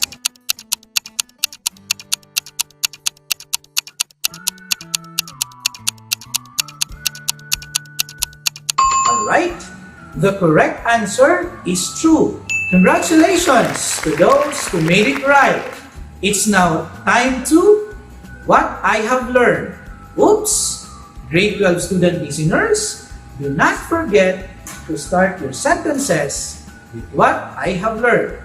In today's lesson, what I have learned that the electric field E is a vector quantity and has the same direction as the electric force F. Note that the electric field is due to an external charge and not due to the test charge. The test charge Q should therefore be so small in magnitude that it does not disturb the field due to external charge. The density of these field lines signifies the magnitude of the electric force on small q, and the closer small q is to big Q, the greater the force. We can have one positively charged particle and one negatively charged particle that are some distance apart with an equal and opposite magnitude of charge. This pair of particles is known as an electric dipole. I also learned that there are 4 important properties of electric field lines. First property, the field lines must be tangent to the direction of the field at any point. Second, the greater the line density, the greater the magnitude of the field. Third, the lines always start from positively charged objects and end on negatively charged objects. Fourth and the last, the lines must never cross. So, grade 12 student listeners, did you enjoy our discovery for today about electric field? Did you find it interesting to share it with others, what you learned from today's learnings? So keep learning and keep discovering. Until tomorrow for our new discovery lessons to enjoy only here in Z Radio 88.5 Radyo Z-Eskwela. And this is Teacher JJ saying, God bless us all and have a great day. Radyo Z-Eskwela Executive and Technical Working Committee. The school's division superintendent, Euphemia T. Gamutin Seso 5. Assistant Schools Division Superintendent, Dr. Romel R. Handayan. Curriculum Implementation Division OIC Chief, Dr. Arlene B. Lim. School Governance and Operations Division, Dr. Ruben J. Riponte. Program Director, Dr. Arlene B. Lim. Assistant Program Director, Noemi P. Canales.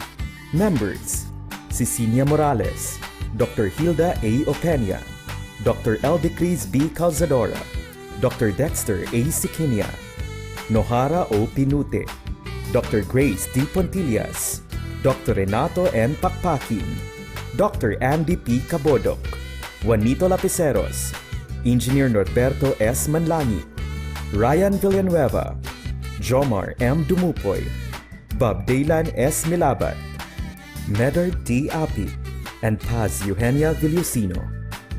Technical Working Committee, Production and Communications, Lorely E. Quijano, Given G. Hinampas, Judiland T. Yu, Donna D. T. Bolifer, Mary Rose N. Resma, Riwen C. Manuel, Irene Lea C. Manguhon, and Bessie Aya N. Banyes. Social Media and Packaging Team, Christian Anhara L. Martesio, William R. Lanara, Joan T. Iscoton, Roberto S. Acusar Jr., May B. Istanyol, Richard H. Arellano, Ralph A. Tabanyag, Angelo C. Gutierrez Jr., Jade Karen R. Arais, Eliza May Garsuta, Sedi S. Caballero, and Jane S. Caballero. Sa Radyo Z-Eskwela, siguradong masaya. Right and only here at Z Radio 88.5, ang istasyong siguradong lingaw, siguradong kuyaw. Tara, tara! Sige, sige! Let's go!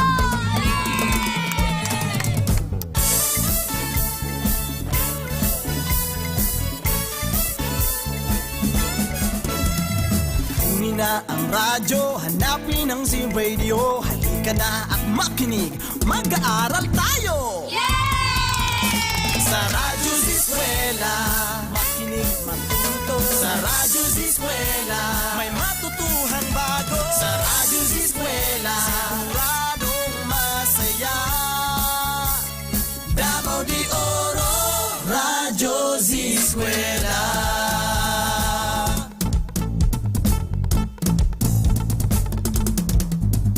Umulan man umaraw, edukasyo'y susulong. Kaya halika na, mag-aaral tayo! Sa Radyo Z-Eskwela, makinig, matuto. Sa Radyo Z-Eskwela, may matutuhang bago. Sa Radyo Z-Eskwela, siguradong masaya.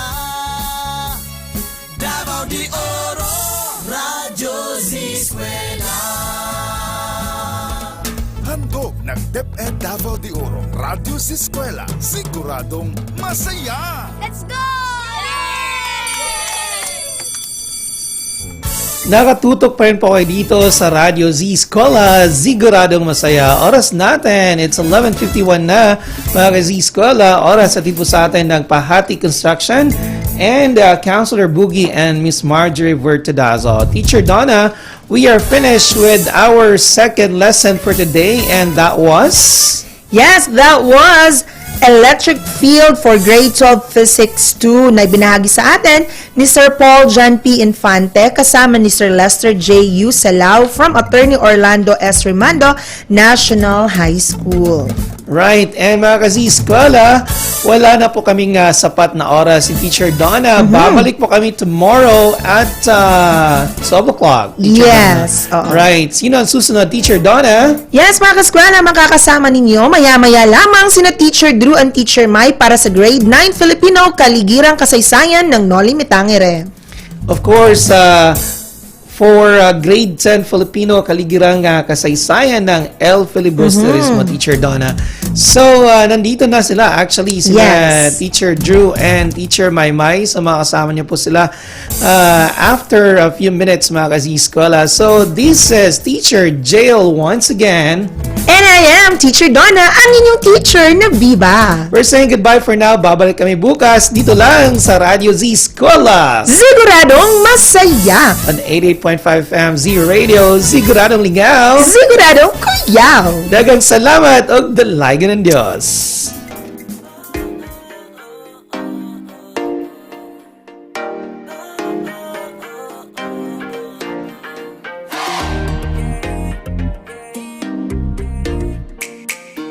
Sugata ang adlaw with a smile. Tune in na sa radio, in alive. Bisan na sa man good, listen to the music and it feels so good. Ay gundang ihangtod, mapapuntagan pero lingaw man pod. Sa balay man o trabaho, bisan na sa man ka mo adto. Giving you the best music, diri lang sa Z-Radio. Kahit ang adlaw siguradong lingaw, dili magpaulahi kay siguradong tuyaw. Para sa Bulawan na probinsya, Z-Radio. Sa Bulawan na Pasibya, Z-Radio. Kahit ang adlaw siguradong lingaw, dili magpaulahi kay siguradong tuyaw. Para sa Bulawan na probinsya, Z-Radio. Sa Bulawan na Pagsibya, Z-Radio. Don't stop sa Z-Radio, tagaan mong lingaw. Kay giving you the best music and everything, that's what make us proud. So turn your radio up, don't stop. Chillin' mag-tune in sa radio. All day, all night, diri lang sa Z-Radio. Bisan o gasa pa ka padulong, sa balay man o trabaho. Giving you the best music and everything, diri lang sa Z-Radio. Kahit ang adlaw siguradong lingaw, dili magpaulahi kay siguradong tuyaw. Para sa Bulawan na probinsya, Z-Radio. Sa Bulawan na Pasibya, Z-Radio. Kahit ang adlaw siguradong lingaw, dili magpaulahi kay siguradong tuyaw. Para sa Bulawan na probinsya,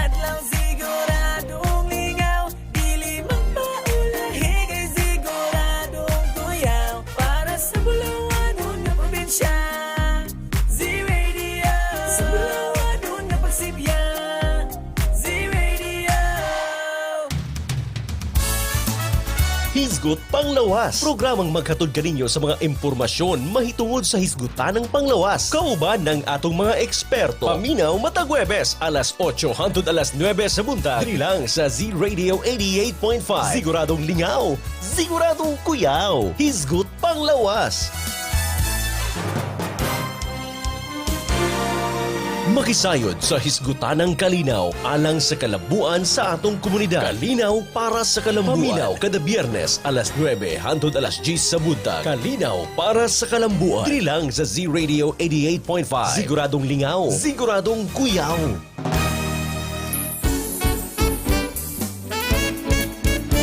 Katambalan ng pag-ahon, isang bansang puso ay pinag-iisa. Nang diin, lahat tayo'y uunlad at aangat. Ginilian tayo, kabrigada, diwa ng bayanihan, atin ang hanggang simula. Man ang mararating, mananatiling tayo ay magkasangga. Dahil sa tuwing kasama ka, kabayani kabrigada, lahat ang ikawin gawin, bigat ay kayang buhatin. Ito ang pusong brigada, paalay pinapaganda. Pusong brigada eskwela, walang iwanan tayo.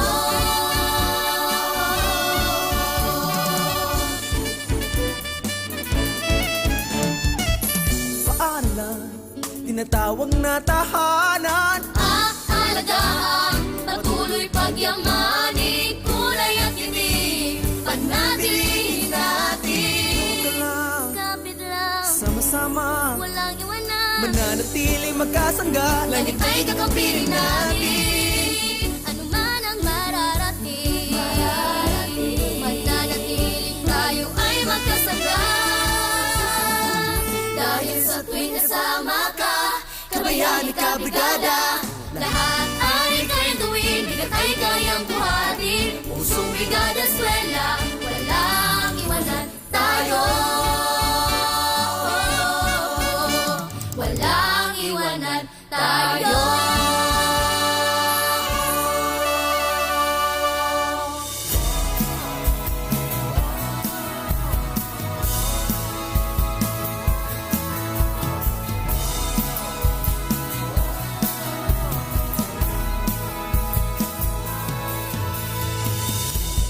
Sabay-sabay na babangon, sama-samang ahon, ihanda ang sarili sa hamon.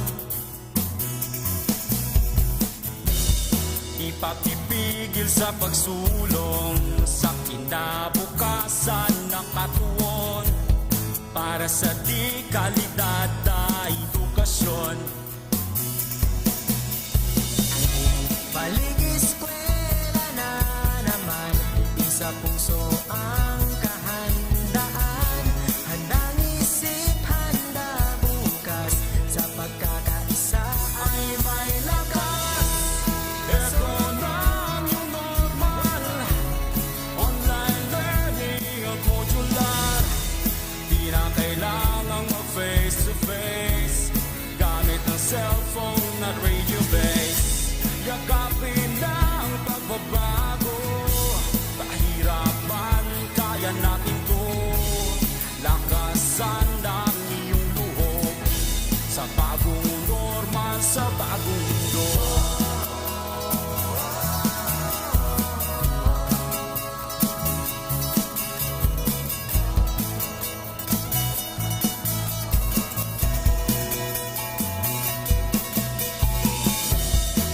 Kristiyano katutubo, isang hanggarin saan patungo.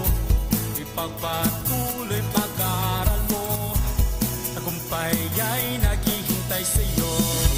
Balik eskwela na naman, isa puso ang kahandaan. Handang isip, handa bukas, sa pagkakaisa ay may lakas. Ito na ang new normal, online learning at modular. Di na kailangang mag-face-to-face, gamit ng cellphone at radio base.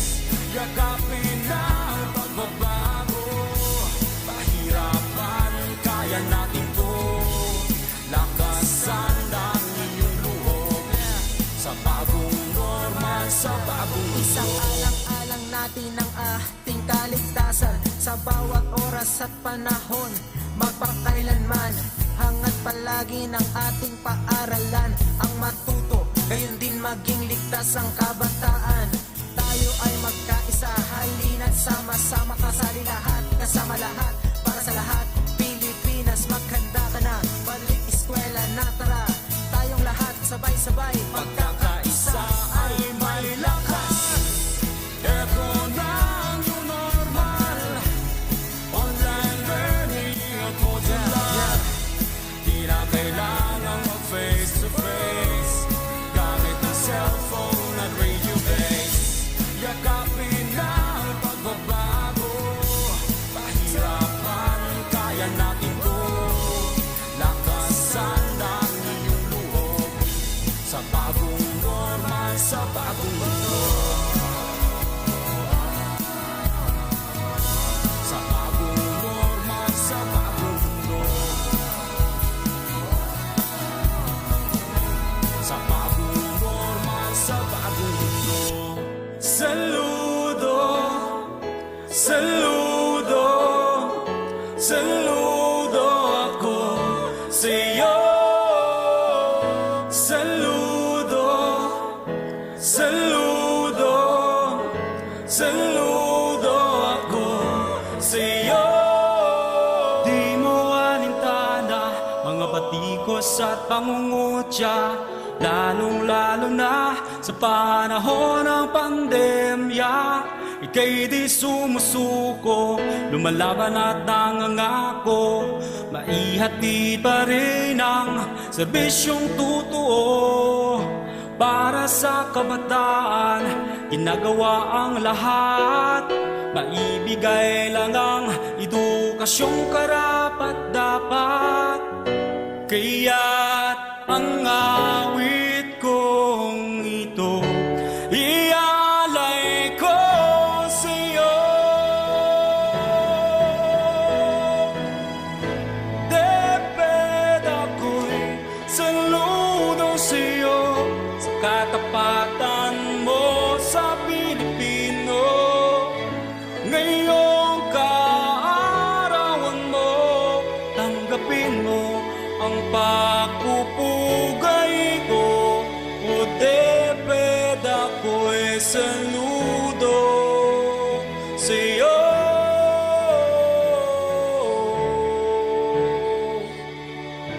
Saludo, saludo, saludo ako sa'yo. Ika'y pinangungunahan ng isang superwoman, walang iba, Madam Leonor Briones lang naman. Sa ngalan ng serbisyo, dedikasyon sa trabaho, pagmamahal ng isang ina, nararamdaman ko. Ikaw ang humuhubog sa aming kinabukasan, laging inuuna ang kapakanan ng kabataan. Kaya't ang awit kong ito ialay ko sa'yo. Deped ako'y saludo sa'yo, sa katapatan mo sa Pilipino. Ngayong kaarawan mo, tanggapin mo ang pagpupugay ko. O deped ako'y saludo sa'yo.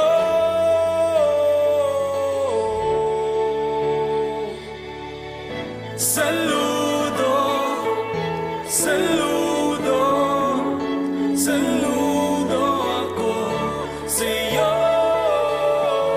Saludo, saludo, saludo ako sa'yo.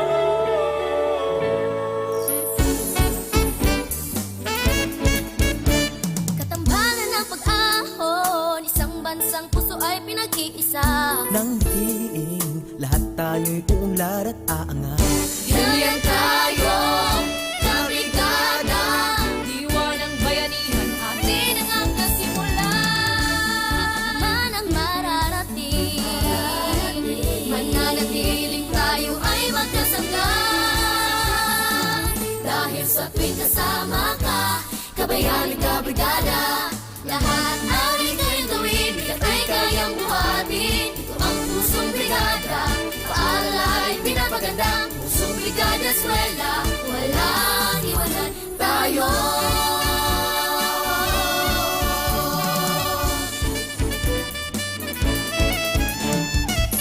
Paalan, tinatawag na tahanan. Aalagaan, patuloy pagyamanin, kulay at tinig, panatilihin natin. Kapit lang, Sama-sama, walang iwanan, mananatiling magkasangga. langit ay kakampirin natin. Ano man ang mararating, mananatiling tayo ay magkasangga. Dahil sa tuwing kasama ka, kabayan at kabrigada. Lahat ay kayang gawin, bigat ay kayang buhatin. Pusong brigada eskwela, walang iwanan tayo. Walang iwanan tayo. Z-Radio 88.5.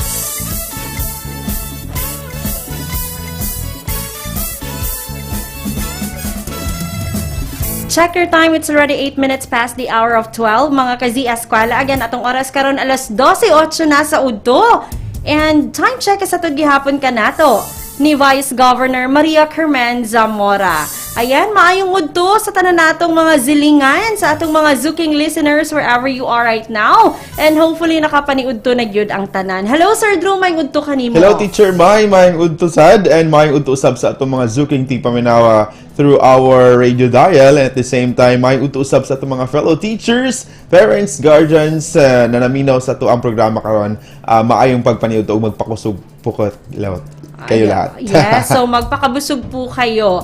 Ayan, sasamahan niyo po kami as we continue the Wednesday edition po ng ating programang Radyo Z-Eskwela. Siguradong masaya. Yes, our program po hatid po sa atin ng DAPE Division of Davao de Oro in partnership with the Z-Radio 88.5. That's right, Teacher Mai. And aside sa atong on-air din sa atong paboritong istasyon, we do have our cross-line streaming gamit ang atong Facebook application. All you have to do is to like, to follow, and subscribe all our FB pages such as the Z-Radio 88.5, DepEd Division of Davao de Oro, and the Radyo Z-Eskwela, DepEd Davao de Oro. And with those FB pages, mamahimong ihatag ninyo ang inyong mga komento, suggestions, and recommendations, of course, with regards sa atong programa para mas mapanindot pa ang ato ang episodes everyday here sa atong Radyo Z-Eskwela. Ayan. So for today's episode po, dalawang featured subject po ang ating matatalakay. Kanina nasimulan na po ni Teacher JL at ni Teacher Donna ang ating programa. So ano-ano ba ang mga lesson presentations na tapos na nilang napakita, Sir Drew? Yes, kaninang umaga, the first 2 hours, we have our grade 11 for the General Biology 2 na may topic na evidences of evolution. At sinunod yan ng grade 12 for the Physics 2 na may topic na electric field. So thank you so much po sa ating mga content presenters and creative resource material developer for that particular 2 lesson presentation for today. Ayan. So para naman po sa ating pagpapatuloy, asignaturang Filipino naman ang ating pag-uusapan. Kaya maghanda na ang ating grade 9 and grade 10 learners dahil ang ating natitirang dalawang lesson presentation ay para po sa inyo. Again, we are encouraging our grade 9 and grade 10 learners na tumutok na po dahil ang ating natitirang dalawang lesson presentations are for you. That's right. And if you missed this episode, mga ka-Z-Eskwela, so wag nang malungkot pa since we do have our YouTube channel. So sa ating YouTube channel, naka-download lahat ng ating mga lesson presentations gunad pa sa pag-start sa tuwang school year 2020-2021. So our YouTube channel is Radyo Z-Eskwela DDO. Again, our YouTube channel is Radyo Z-Eskwela DDO. Ayan. So once again, it's a beautiful Wednesday po sa ating lahat, June 16, 2021. And for the remaining 2 hours, kami po ang inyong makakasama. Ito pa rin po ang chinitang maestra ng Nabunturan, Teacher Maymay Resma. Your maestrong mawabenyo, Teacher Drew Manuel. And be with us hanggang alas 2 ng hapong ito. Right and all here po yan sa inyong paboritong radio station. Ang Z-Radio 88.5. Ang istasyong Siguradong Lingaw. Siguradong Kuyaw. Ayan. So binabati natin lahat ng ating mga dear learners, Sir Drew, no? Agad doon na kita'y hangyo kanila and reminder. And para sa ating mga learners across the province, so we are asking you to participate our attendance for today by filling out our attendance link for today, which is the https://tinyurl.com/Radyo Z-Eskwela June 16. So, yung ating link ay naka-flash yan sa ating mga FB screens, and at the same time, nakapin din yan sa ating mga comment box sections to our different FB pages. Ayan, so hihintayin po namin ang inyong mga responses, dear learners. And hihintayin rin po natin ang mga messages coming from our netizens, our Zuking listeners, para po sa inyong mga pag-greetings dyan, pa-shoutout, o sa uban pa ninyong concerns. Just feel free nga mag-comment sa ato ang mga comment boxes. It's already 12:12 mga ka-Z-Eskwela, and without much ado, magpadayon ta Sir Drew sa ato ang klase. Yes, this time ay para sa ating mga grade 9 learners na asignaturang Filipino. Ang topic dito is kaligirang kasaysayan ng Nolimi Tangere. Makakasama natin dito bilang content presenter, isang Teacher 1 from Magnaga National High School, Ma'am Evangeline A. Omania, kasama ang kanyang Creative Resource Material Developer, isang Teacher 1 from Montevista National High School. We have Ma'am Jeannie Grace Villaflor. Alas 12:12 na po mga ka-Z-Eskwela. Gear up for a WED-SCI-TING lessons that will certainly hone your skills and unlock your true potentials in science and Filipino. Kaya naman po, tara na, magklase na ta!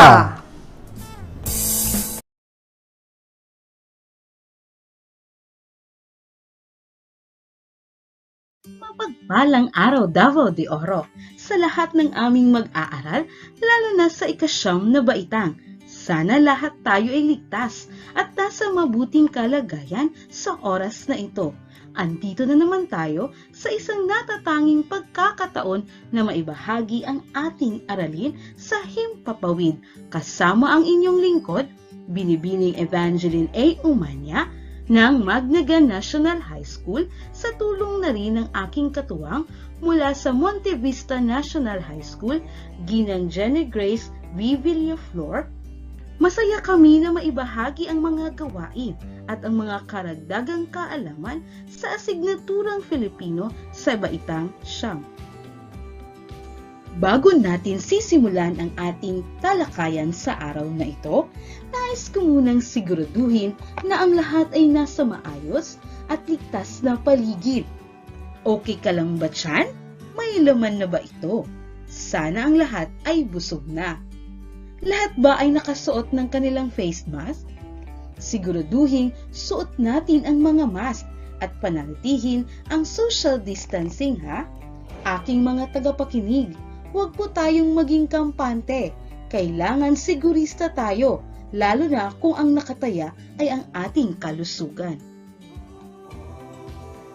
Sa araling ito, matutunghayan ang kasaysayan ng Nolimi Tangere at ang layunin ng may akda sa pagsulat nito. Sa pagbabasa nito ay mauunawaan mo ang nilalaman at mahahalagang kaisipang nakapaloob sa nobelang ito. Inaasahang maisasakatuparan mo ang mga sumusunod. Una, batay sa napakinggan, natitiyak ang kaligirang pangkasaysayan ng akda sa pamamagitan ng pagtukoy sa layunin ng may akda sa pagsulat nito, pag-iisa-isa sa mga kondisyon ng lipunan sa panahong isinulat ito, pagpapatunay sa pag-iral pa ng mga kondisyon ito sa kasalukuyang panahon sa lipunang Filipino. Pangalawa, na ilalarawan ang mga kondisyong panlipunan bago at matapos isulat ang akda.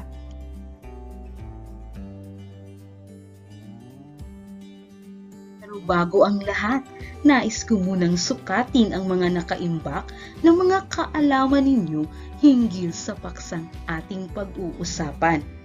Sige, mag-aaral sa Baitang na Siyam. Kunin ninyo ang inyong mga kwaderno at sulatan ninyo ng bilang 1 hanggang 5. Paalala sa mga magulang, ang mga mag-aaral lamang ang sasagot sa mga gawain. Gagabayan niyo lamang sila. Ito ang panuto.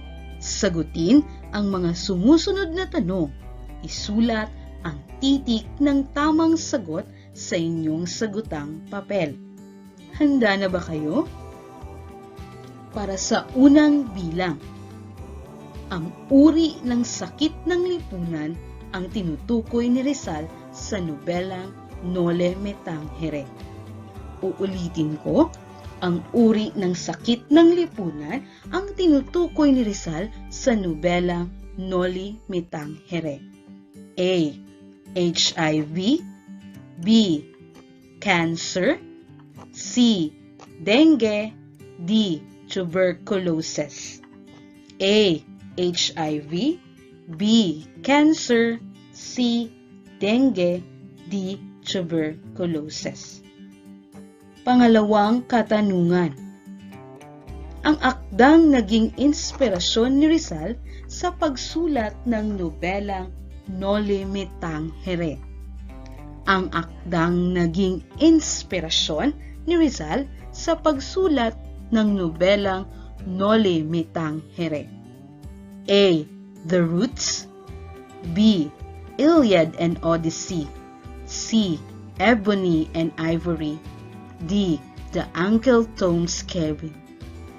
A. The Roots, B. The Iliad and Odyssey, C. Ebony and Ivory, D. The Uncle Tom's Cabin. Nung katanungan, siya ang nagpahiram ng pera kay Rizal para maipalimbag ang nobelang Noli Me Tangere. Uulitin ko, siya ang nagpahiram ng pera kay Rizal para maipalimbag ang nobelang Noli Me Tangere. A. Pasiano Rizal, B. Ferdinand Blumentritt, C. Maximo Viola, D. Valentin Ventura. A. Pasiano Rizal, B. Ferdinand Blumentritt, C. Maximo Viola, D. Valentin Ventura. Ika-4 na katanungan.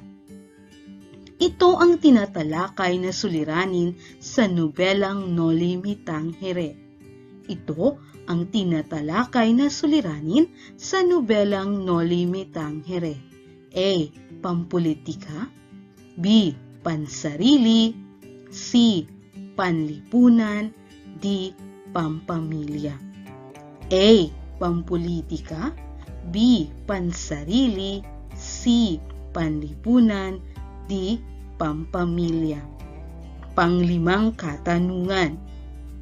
Ilang taong gulang nagsimulang sulatin ni Rizal ang nobelang Noli Me Tangere? Ilang taong gulang nagsimulang sulatin ni Rizal ang nobelang Noli Me Tangere? A. 20 taong gulang, B. 23 taong gulang, C. 24 taong gulang, D. 21 taong gulang. A. 20 taong gulang, B. 23 taong gulang, C. 24 taong gulang, D. 21 taong gulang. Taas na ninyo ang inyong mga papel at ballpen. Ngayon, malalaman na natin ang mga tamang sagot sa ating ginawang gawain. Para sa unang bilang, ang sagot ay letrang B, Cancer. Sa ikalawang bilang naman, magaling, letrang D, Uncle Tom's Cabin. Sa pangatlong bilang naman ay letter C, Maximo Viola. Sa ika-4 na bilang naman, letter C pa rin, Panlipunan. At sa panglimang bilang ay letrang C pa rin, 24 na taong gulang. Sino sa inyong nakakuha ng mataas na marka? Magaling! Palakpakan ninyo ang inyong sarili. Sa nakakuha naman ng mababang marka, huwag mag-alala. Pag-ibayuhin pa sa susunod na gawain. Magbabalik kami pagkatapos ng ilang patalastas. The Radyo Z-Eskwela program of the Division of Davao de Oro is being brought to you by Nueda Builders Construction and Supply Incorporated, Maverick Builders Incorporated, Mitch Construction and Supply, Archicon's Architectural Construction and Supply, DB Construction and Supply, Hanaway Builders Corporation, Phoenix Corvada Tagum Gasoline Station, Master Construction and Supplies, Mackenzie Builders, GP&H Construction Incorporated, Metro Gear Construction Corporation, NEN Builders and Development Services Corporation, Max Mays Enterprises Incorporated, We Inc. Construction Company, Rangay Construction and Supply, East Sussex Enterprise, WM Construction, Councilor Boogie and Miss Marjorie Vertodazo, Icon Builders and Supply, and Apex Mining Company Incorporated.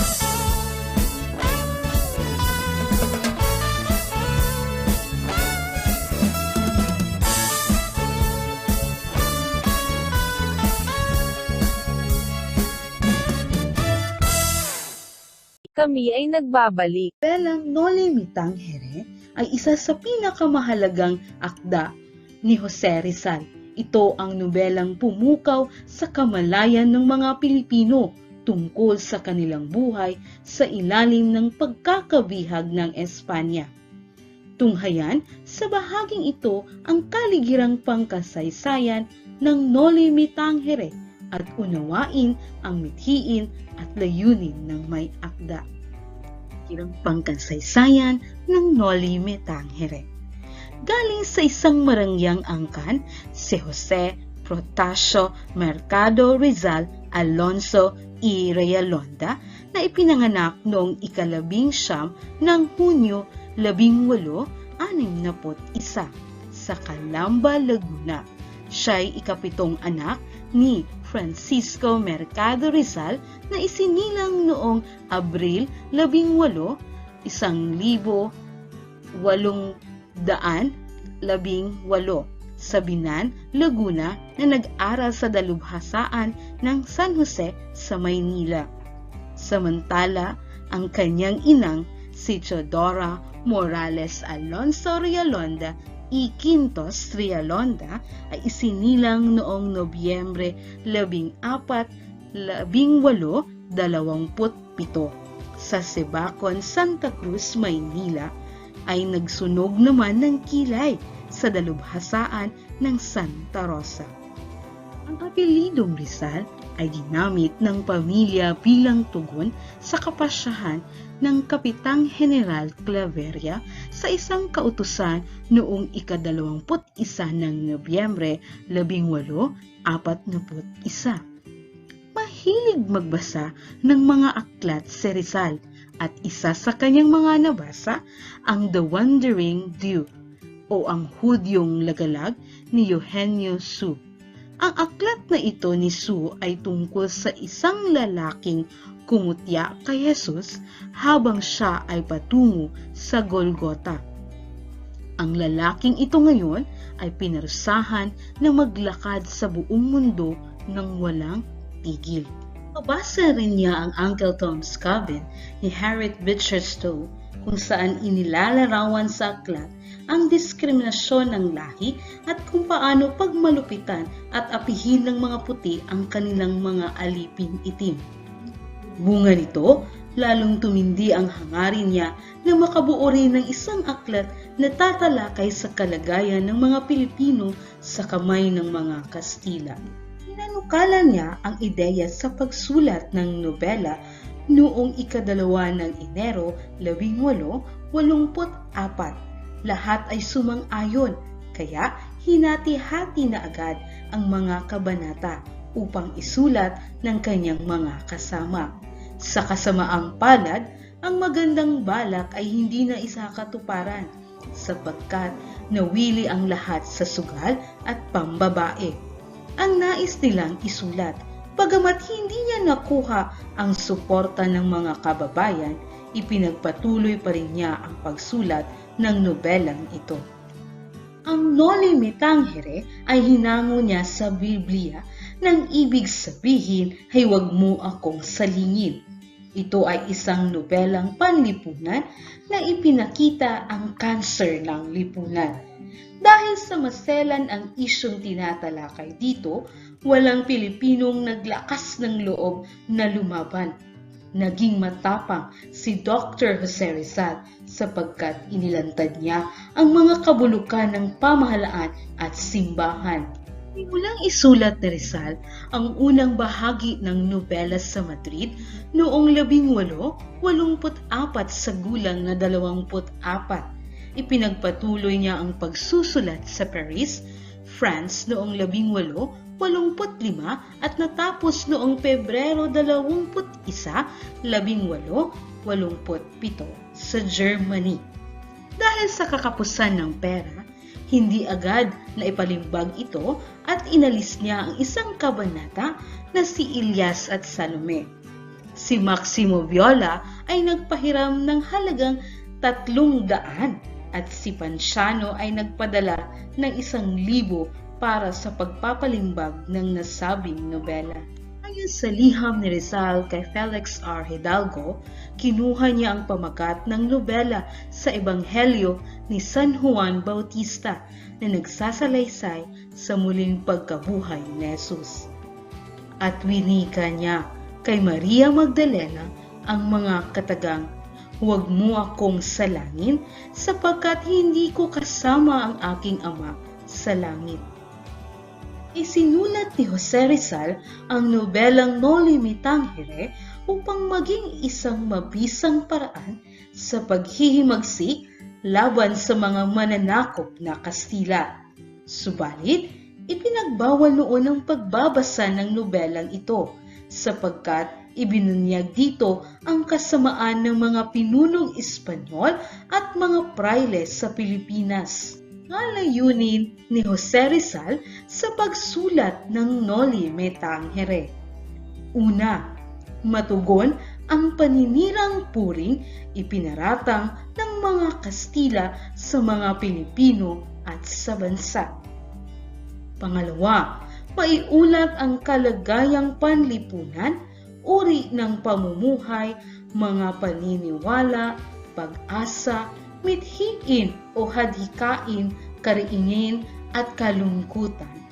Pangatlo, maihayag ang maling gamit ng relihiyon na ginagawang dahilan o sangkalan sa paggawa ng masama. Ika-4, maipaliwanag ang pagkakaiba ng tunay sa di tunay na relihiyon. Panglima, mailantad ang kasamaang nakakubli sa pamahalaan. At panghuli, mailarawan ang mga kamalian, masamang hilig, kapintasan at kahirapan sa buhay. Bago tayo lalawig sa ating tinalakay, kumuha muna kayo ng isang malinis na papel. May 5 katanungan lamang ito. 2 beses ko lamang itong babasahin. Paalala sa mga magulang, ang mga mag-aaral lamang ang sasagot sa mga katanungan. Andyan lang kayo para gabayan sila. Panuto, piliin ang wastong sagot at isulat ang titik ng tamang sagot sa inyong sagutang papel. Unang katanungan, ang dahilan ng paggamit ng apelyido ni Rizal? Ang dahilan ng paggamit ng apelyedong Rizal? A. Dahil iyon ang nais ng kanilang pamilya. B. Ito ay kautusan ng Kapitan General Claveria. C. Upang umiiksi ito. At D. Iminungkahi ito ng kanyang ina. Ano sa palagay ninyo ang tamang sagot? Magaling! Letrang B. Ito ay kautusan ni Kapitan General Claveria. Ang katanungan, ang paksang tinalakay sa Uncle Tom's Cabin. Uulitin ko, ang paksang tinalakay sa Uncle Tom's Cabin. A. Pag-aaruga sa mga alipin. B. Pagiging pantay-pantay ng mga puti at itim. C. Diskriminasyon ng lahi. D. Pagkakaisa ng mga mamamayan. Ano sa palagay ninyo ang tamang sagot? Magaling! Letrang C. Diskriminasyon ng lahi. katanungan. Dahilan ng hindi pagsuporta ng mga Pilipino sa balak ni Jose Rizal. Uulitin ko, dahilan ng hindi pagsuporta ng mga Pilipino sa balak ni Rizal. A. Sapagkat sila ay natatakot sa mga pinuno at praile. B. Ayaw nilang makiambag sa gastusin. C. Wala silang oras at panahon. D. Hindi nila nagustuhan ang balak ni Jose Rizal. Ano sa palagay ang tamang sagot? Tama! Letrang A. Sapagkat sila ay natatakot sa mga pinuno at praile. Ang kahulugan ng pamagat ng nobela sa wikang Filipino. Ang kahulugan ng pamagat ng nobela sa wikang Filipino. A. Huwag mo akong hagkan. B. Ako ay alipinin mo. C. Huwag mo akong salingin. D. Ang pagbangon ng mga naaapi. Ano sa palagay ninyo ang kahulugan ng nobela sa wikang Filipino? Tumpak! Letrang C. Huwag mo akong salingin. Ikalimang katanungan, ang naging suliranin ni Rizal sa pagpapalimbag ng No Limit Tangere. Uulitin ko, ang naging suliranin ni Rizal sa pagpapalimbag ng No Limit Tangere. A. Wala itong pahintulot. B. Kulang ang mga pahina. C. Nahirapan si Rizal sa paghahanap ng mapaglimbagan nito. D. Kapos sa pera. Ano sa palagay ninyo ang tamang sagot? Tumpak! Letrang D. Kapos sa pera. Para mas mapalalim pa ang inyong kaalaman sa ating tinalakay, ako'y magbibigay uli ng mga katanungan. Kumuha ng isang buong papel. Oops! Huwag kalimutang lagyan ng buong pangalan ha. Handa na ba kayo? Kung handa na, makinig ng mabuti. Panuto. Ipaliwanag ang sumusunod na pahayag. Isulat sa sagutang papel ang inyong sagot. Para sa unang katanungan, ano ang layunin ni Dr. Jose P. Rizal sa pagsulat niya ng No Limit Tangere?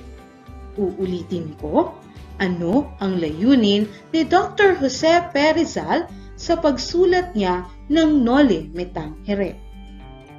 Pangalawang katanungan, bakit mahalagang pag-aralan ang nasabing nobela? Uulitin ko, bakit mahalagang pag-aralan ang nasabing nobela?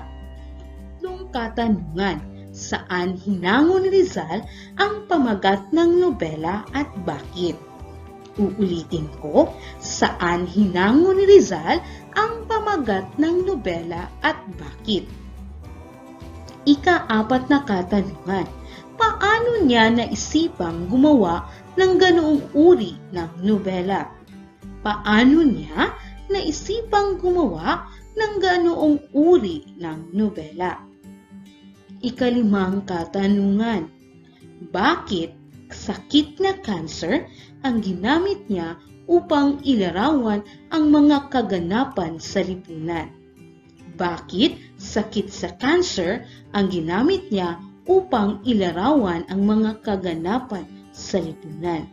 Pagkatapos niyong masagutan ang mga katanungang iyan, isusumiti ninyo yan sa inyong guro sa Filipino para sa pagmamarka. Magbabalik kami pagkatapos ng ilang patalastas. The Radyo Z-Eskwela program of the Division of Davao de Oro is being brought to you by Nueda Builders Construction and Supply Incorporated, Maverick Builders Incorporated, Mitch Construction and Supply, Archicons Architectural Construction and Supply, DB Construction and Supply, Hanaway Builders Corporation, Phoenix Corvada Tagum Gasoline Station, Master Construction and Supplies, Mackenzie Builders, GP&H Construction Incorporated, Metro Gear Construction Corporation, NEN Builders and Development Services Corporation, Max Mays Enterprises Incorporated, We Inc. Construction Company, Rangay Construction and Supply, East Sussex Enterprise, WM Construction, Councilor Boogie and Miss Marjorie Vertodazo, Icon Builders and Supply, and Apex Mining Company Incorporated.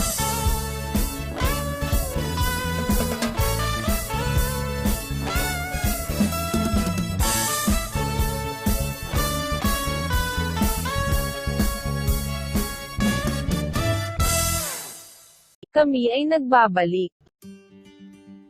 Dadako naman tayo sa sanayin. Panuto. Punahin ang mga nakatala sa bawat bilang hinggil sa kalagayan ng ating lipunan. Isulat mo ang tama kung sa palagay mo ito ay naranasan na sa panahon ng isulat ang nobela o sa kasalukuyan, at mali naman kung hindi naganap. Isulat ito sa inyong sagutang papel. Handa na ba ang lahat? Unang pahayag. Lalong paghihirap ng mga maralita. Uulitin ko, lalong paghihirap ng mga maralita. Ikalawang pahayag. Yumuko ang mga mamamayan sa mga mahihirap. Yumuko ang mga mamamayan sa mga mahihirap. Long pahayag. Nakaaangat ang may kapangyarihan at mayaman sa lipunan. Uulitin ko, nakaaangat ang may kapangyarihan at mayaman sa lipunan. Ikaapat na pahayag, nababahag ang buntot na makiisa sa ipinaglalaban dahil sa walang kalaban-laban. Uulitin ko, nababahag ang buntot na makiisa sa ipinaglalaban dahil sa walang kalaban-laban. Panglimang pahayag, may kanya-kanyang paniniwala ang pamahalaan at simbahan na maaaring magdulot ng kalituhan sa sambayanan. May kanya-kanyang paniniwala ang pamahalaan at simbahan na maaaring magdudulot ng kalituhan sa sambayanan. Ang mga sagot sa mga pahayag kanina. Sa unang bilang, ito ay tama. Sa ikalawang bilang, ito ay mali. Sa ikatatlong bilang, ito ay tama. Sa ikaapat na bilang, ito rin ay tama. At sa ikalimang bilang, ito rin ay tama. Daan natin.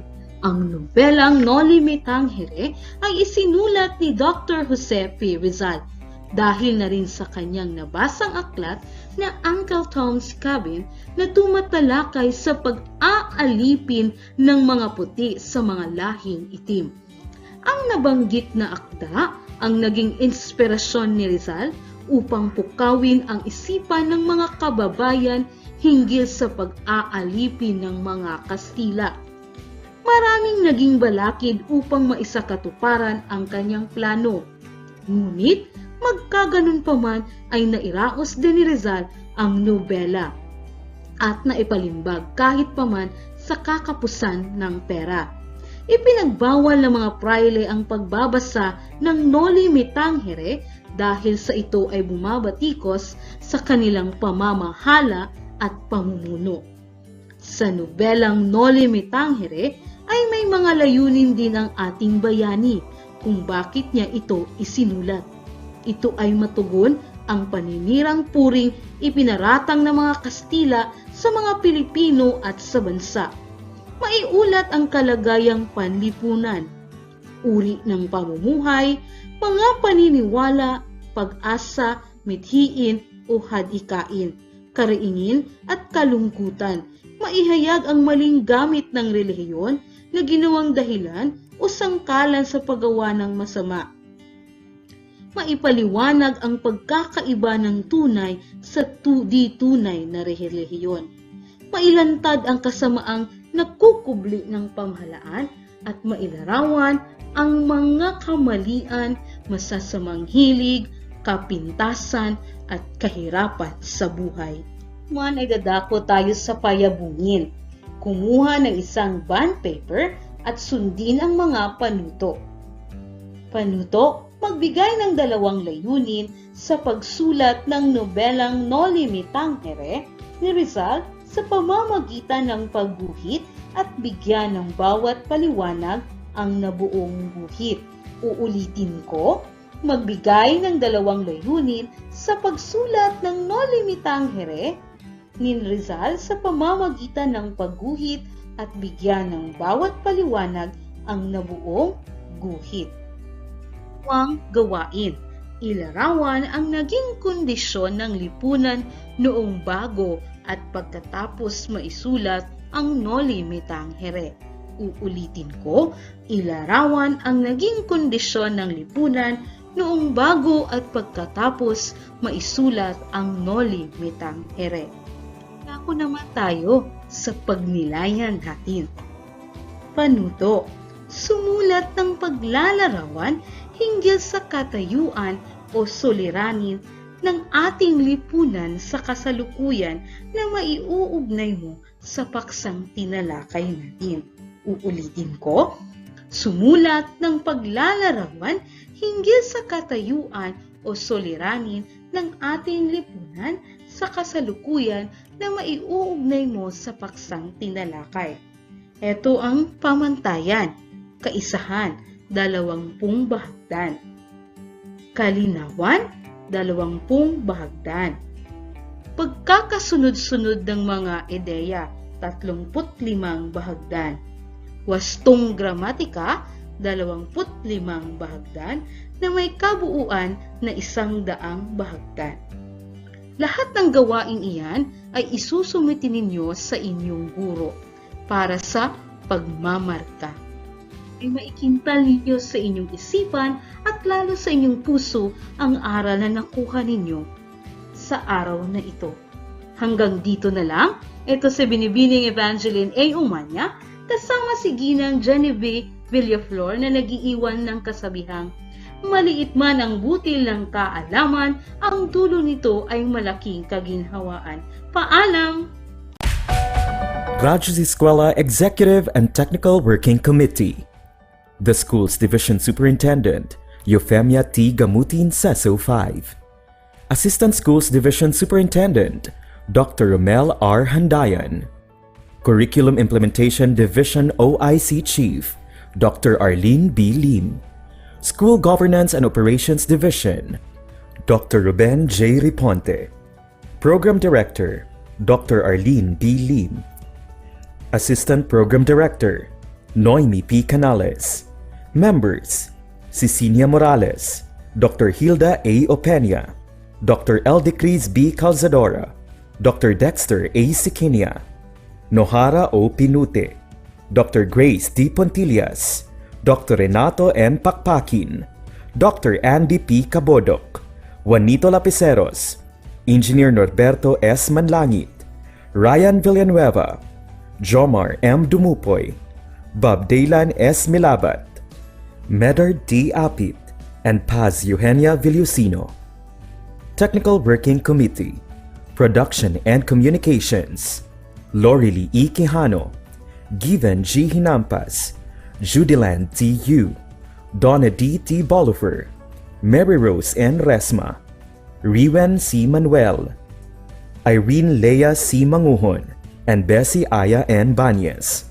Social Media and Packaging Team, Christian Anhara L. Martesio, William R. Ranara, Joan T. Iscoton, Roberto S. Acusar Jr., May B. Istaniol, Richard H. Arellano, Ralph A. Tabanyag, Angelo C. Gutierrez Jr., Jade Karen R. Arais, Eliza May Garsuta, Sedi S. Caballero, and Jane S. Caballero. Sa Radyo Z-Eskwela, siguradong masaya. Right and only here at Z Radio 88.5, ang istasyong siguradong lingaw, siguradong kuyaw.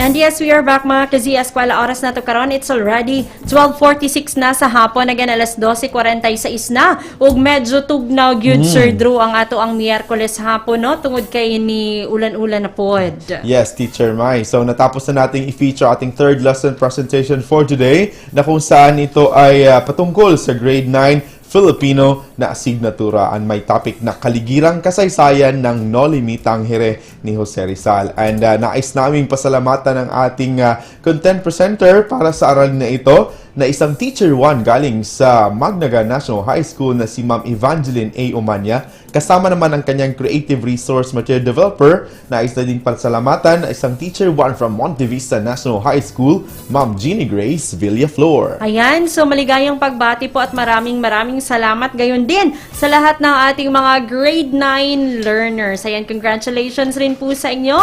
Naway inyong mas naintindihan ang ating paksa tungkol sa kaligirang kasaysayan ng Nolimitang Here. And once again, we are encouraging you to notify us with your attendance, madlang learners. Our link naka-flash po sa ating mga screen at nakapin rin po sa ating mga comment boxes. That's right. And bago tayo magpatuloy ng ating last lesson presentation, nais ko ring batiin ang ating mga netizens na katutok sa ating programa for today. So hi to Ma'am Arlene Hayagan, RV Cristonar Item, and Grace Baroca Bulacania Reyes coming from Maco Heights Central Elementary School, Maco South District. We also have John Eric Hinita of New Bataan National High School, Sherilyn Serafica Cervantes dyan sa Pangi Elementary School, Nevric Vigonte, Rutzel Espinosa, Hazel Kanda, Vic Vronyola, Briones Ching Azugarapse, Evelyn Lim Obeha, isang top fan from Maco Heights Central Elementary School, Rosario Obeha Bangoy, Charlene Cosare. We also have Joji Mary Benito of Maco Heights, Telma Caris Batalunan Nanali, hi ma'am, from Nabuntura National Comprehensive High School, Neri Ann Lopez Sahulga, Annalyn Cagadas, and Jennifer Halapan Oxtero. Ayan, so maraming thank you po sa mga nagpadala ng kanilang mga messages. At kung mayroon pa rin po kayong mga mensaheng nais ipaabot sa amin, mga pag-greetings pa shoutout nyo po at sa iba nyo pang concern, just feel free nga mag-comment sa ato ang mga comment boxes. We're still live at our Facebook Live, no, sa ato ang mga nagkadaiyang Facebook pages. Yes, at Z-Radio 88.5, DepEd tayo Division of Davao de Oro, and Radyo Z-Eskwela, DepEd Davao de Oro. Mamahim-usab ninyong mapaabot ang inyong mga mensahe. Pwede ka mong matawag or ma-text sa ato ang numerong 0953-211-3492. Again, it's 0953-211-3492. Ug alang usab sa mga nagagamit og smartphones or Android phones para mas convenient mo na maminaw sa tanang mga programa dinhi sa atong paboritong istasyon, you can download in the Play Store or Google Play the Z-Radio application para uptik mo ma-notify not only sa atong programa sa Radyo Z-Eskwela but all the programs that Z-Radio 88.5 has. Yes. So 12:49 na po ang ating oras ngayon at nais lamang po nating batiin at pasalamatan ang ating mga program sponsors. Hello to Nueda Builders Construction and Supply Incorporated, Maverick Builders Incorporated, Mitch Construction and Supply, Arkikans Architectural Construction and Supply, DB Construction and Supply, Kinawa Builders Corporation, Phoenix Curvada Tagum Gasoline Station, Mackenzie Master Construction Supplies. Yes, we also have Mackenzie Builders and GPNH Construction Incorporated. Ayan, so maraming salamat po. Yes, we're done na po with our 3 lesson presentations, pero meron pa pong isang natitira na para sa ating mga grade 10 learners. And for the benefit of those na kaka-tune in lang, ano-ano ba ang mga lesson presentations, Sir Drew, na tapos na nating mapakita? Yes, if you want to review all our lesson presentations, just check it out sa aming YouTube channel. And kanina po nag-start tayo for grade 11 for General Biology 2 na Evidences of Evolution. So we have content presenter Rex Brian Biranalan, a teacher 2 of Pantukan National High School Senior High School Department, along with his Creative Resource Material Developer, isang teacher 2 of Compostela National High School Senior High School Department, Ma'am Jennifer C. Baloca. Sinundan yan ng ating grade 12 Physics 2, the topic's electric field. And thank you so much sa ating content presenter, isang teacher 1 from Lorenzo Estarmiento Senior National High School, Sir Paul Jan P. Infante, and so with Sir Lester J. U. Salaw, isang teacher 2 of Attorney Orlando Estermando National High School. And for the third lesson presentation, kani-kanina lang para naman sa ating grade 9 Filipino na kaligirang kasaysayan ng Nolimitang Here Kasama natin si Ma'am Evangeline Omania of Magnaga National High School and Ma'am Jeannie Grace Villaflor of Monte Vista National High School. Ayan, so manatili pa rin po kayong nakatune in at sa atin pong pagbabalik, sabay-sabay po nating tunghayan ang ating Grade 10 Filipino na lesson presentation kung saan ang ating paksa ay kaligirang kasaysayan ng El Filibusterismo. Sa lahat ng yan, only here sa inyong paboritong programa. Ito po ang Radyo Z-Eskwela. Siguradong masaya. And yes, mabalik kita mga ka-Z-Eskwela, humaniining pipila ka mga pahinumdum. Z-Radio! Z-Radio! Z-Radio! Z-Radio! Z-Radio 88.5. Siguradong lingaw, siguradong kuyaw.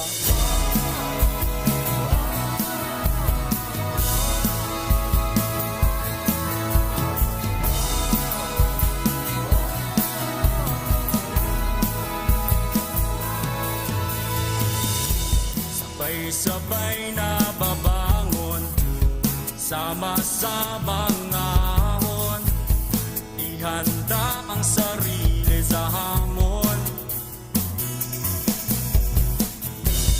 Ipapipigil sa pagsulong sa kinabukasan na katuon, para sa di kalidad na edukasyon. Eskwela na naman, sa puso ang kahandaan, handang isip, handa bukas, sa pagkakaisa ay may lakas. Ito na ang new normal, online learning at modular. Di na kailangang mag-face to face, gamit ng cellphone at radio base. Yakapin ang pagbabago, pahirapan, kaya natin to. Lakasan ang iyong loob, sa bagong normal, sa bagong mundo.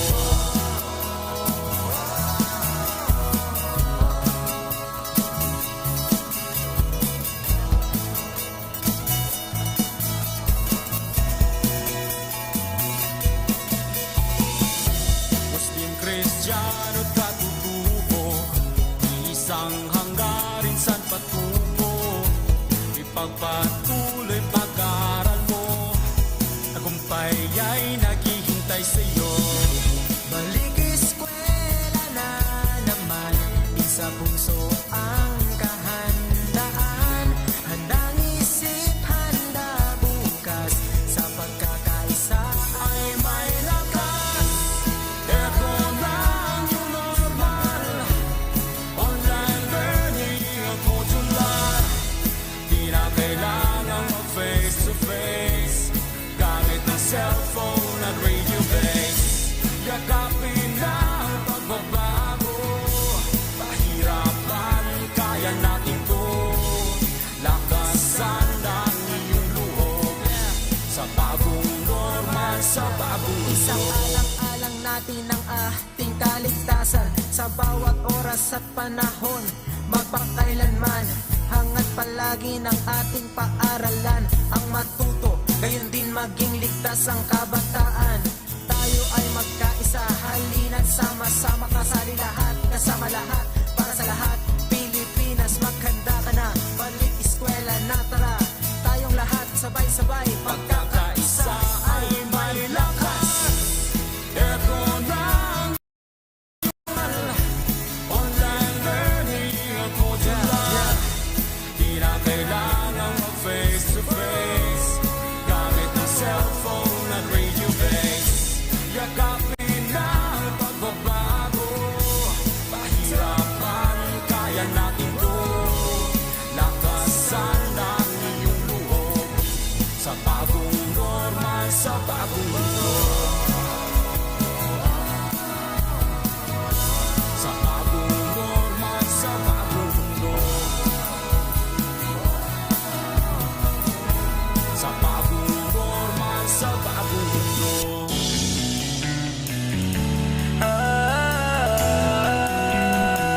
Magbayanihan na, magbayanihan na, bayanihan, pagtuto tulungan, walang kupas na kaugalian. Tatag at tibay, sinasabuhay, galak sa puso ay walang kapantay. Panahon na naman ang brigada, pabigisin lakas at diwa. Tara na brigada na, brigada, eskwela, magkaisa sama-sama.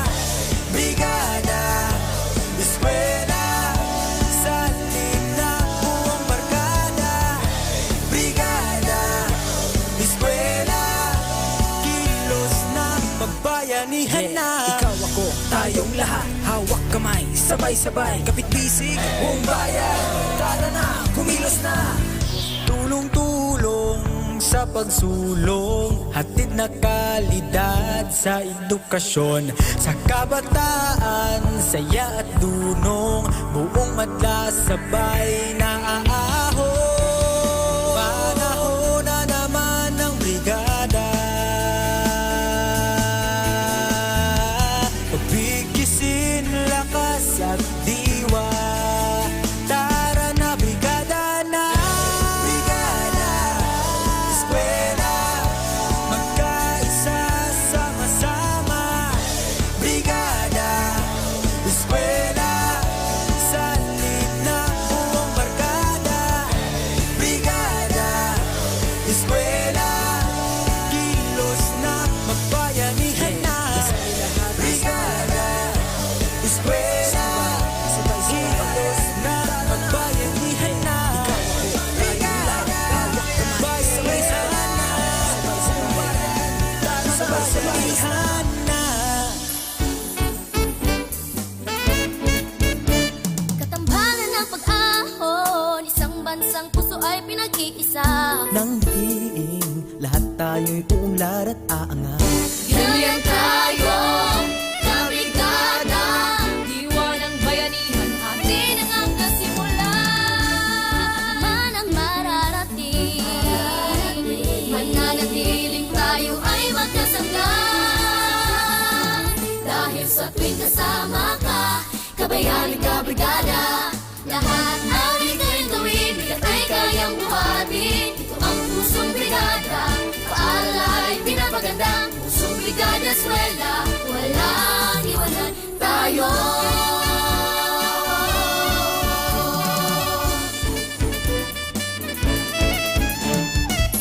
Paano lang tinatawag na tahanan? Aalagaan, patuloy pagyamanin, kulay at yanig, panatilihin natin. Ito lang, Kapit lang, sama-sama, walang iwanan, mananatiling magkasangga. langit ay kakampirin natin. Ano man ang mararating, mananatiling tayo ay magkasangga.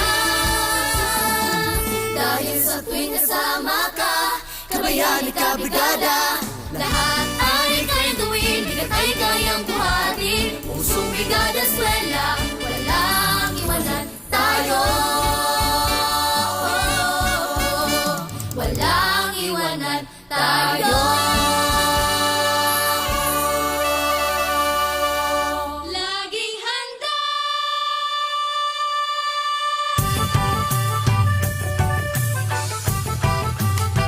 Laging handa.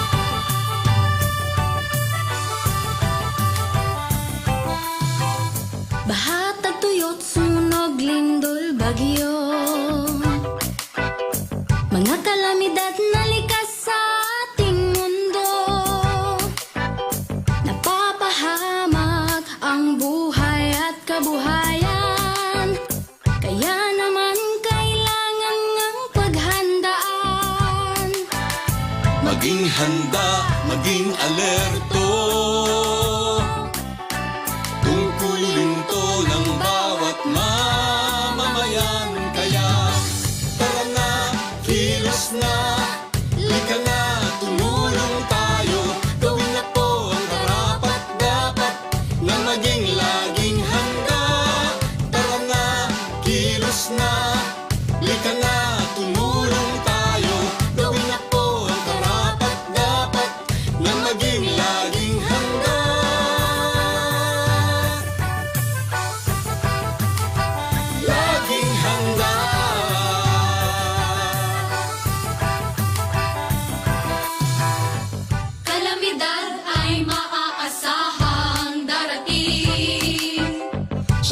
inaasahang oras. Kaya naman hindi na dapat hintayin. Unahan na habang di pa natataranta.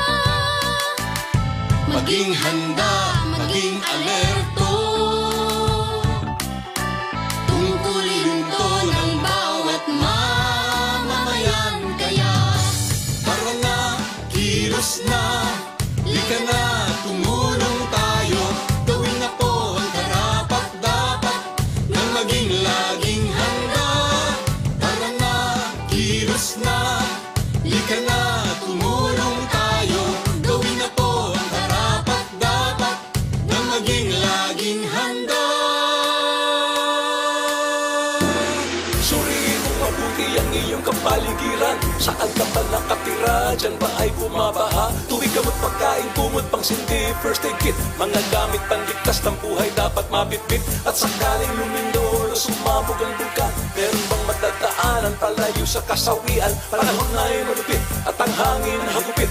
Mabuti na lang na tayo ay laging nakahanda. Para na, kilos na, lika na, tumulong tayo. Gawin na po ang karapat-dapat nang maging laging handa. Tara na, kilos na, lika na, tumulong tayo. Gawin na po ang karapat-dapat nang maging laging handa.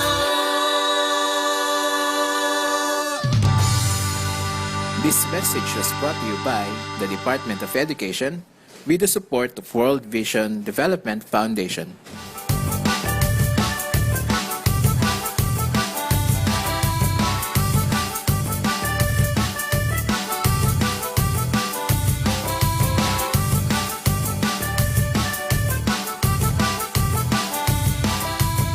Radyo Z-Eskwela Executive and Technical Working Committee.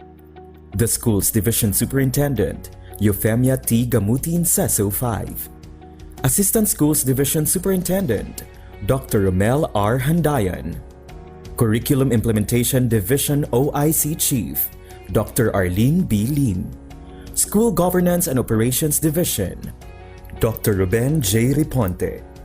Program Director, Dr. Arlene B. Lin. Assistant Program Director, Noemi P. Canales.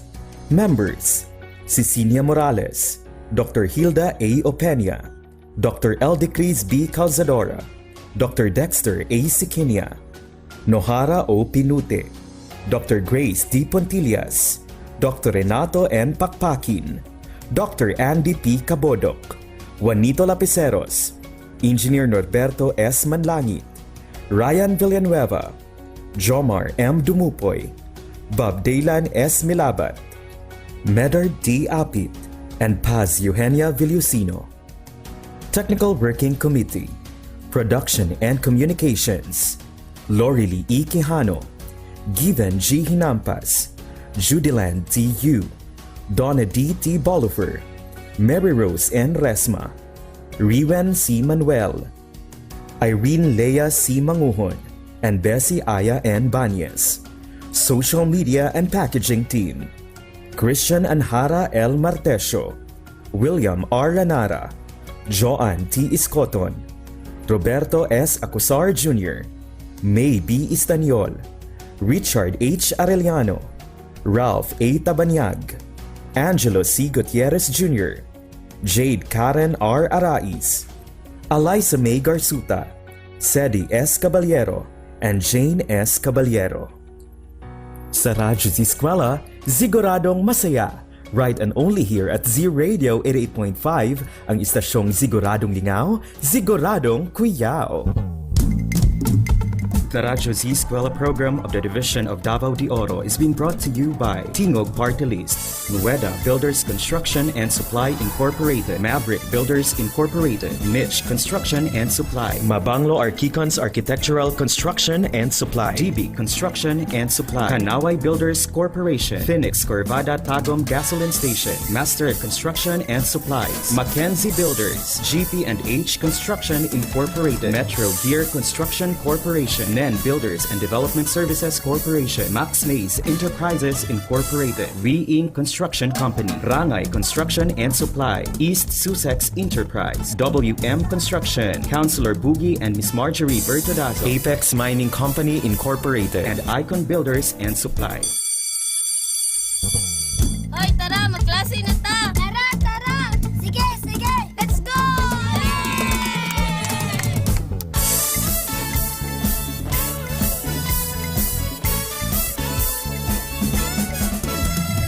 Kunin na ang radyo, hanapin ang Z-Radio. Halika na at makinig, mag-aaral tayo! Sa Radyo Z-Eskwela, makinig, matuto. Sa Radyo Z-Eskwela, may matutuhan bago. Sa Radyo Z-Eskwela, siguradong masaya. Davao de Oro, Radyo Z-Eskwela.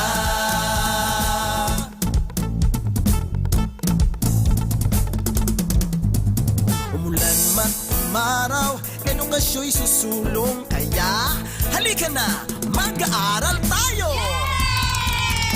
Sa Radyo Z-Eskwela, makinig matuto. Sa Radyo Z-Eskwela, may matutuhang bago. Sa Radyo Z-Eskwela, siguradong masaya. Davao de Oro, Radyo Z-Eskwela. Handog ng DepEd Davao de Oro, Radyo Z-Eskwela, siguradong masaya! Let's go! Kini ang Siguradong Lingaw. Siguradong lingaw. Siguradong kuyaw. Siguradong kuyaw. 88.5 Z-Radio. At lang siguradong lingaw, dili magpaulahi kay siguradong kuyaw. Para sa bulawanon na probinsya, Z-Radio. Sa bulawanon na pagsibya, Z-Radio.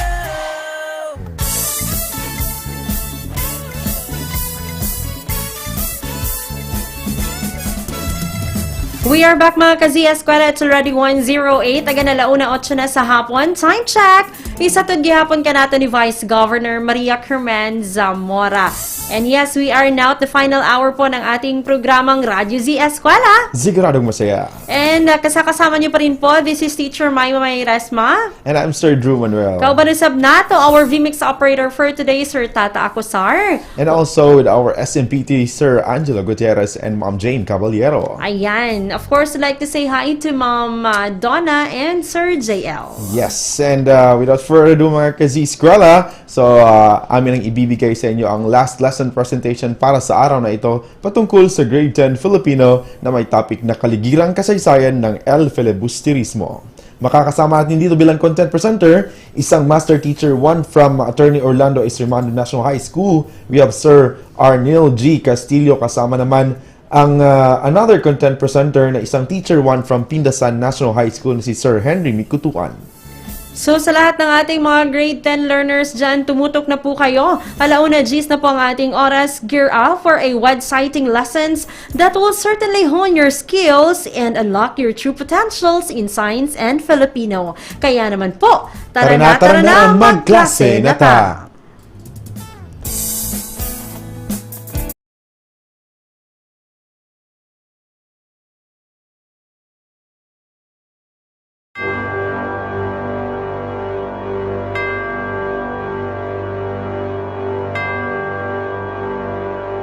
Ngayong hapong ito, isang panibagong yugto na naman ang ating pag-aaral sa Filipino 10 sa pamamagitan ng radyo ang inyong mapapakinggan at matutunghayan. Bago natin simulan ang ating talakayan, hayaan niyong ilahad ko muna ang mga layunin sa ating aralin sa araw na ito. Pagkatapos ng talakayan, ang mga mag-aaral ay inaasahang: una, natutukoy ang layunin ng may akda sa pagsulat ng akda. Pangalawa, naiisa-isa ang mga mahahalagang pangyayari sa kaligirang kasaysayan ng El Filibusterismo. Ngayong nailahad ko na ang mga layunin, oras na upang simulan ang ating makabuluhang talakayan. Kaya, Hinihikayat ko ang mga mag-aaral ng ika-10 baitang na kunin na ang inyong module sa Filipino, panulat at sagutang papel. Bago natin simulang alamin ang kaligirang kasaysayan ng El Filibusterismo, bigyang kahulugan muna natin ang mga piling salita na ginamit sa akda upang lubos na maunawaan ang pakikinggang kaligiran. Narito ang mga piling salita. Una, obra maestra.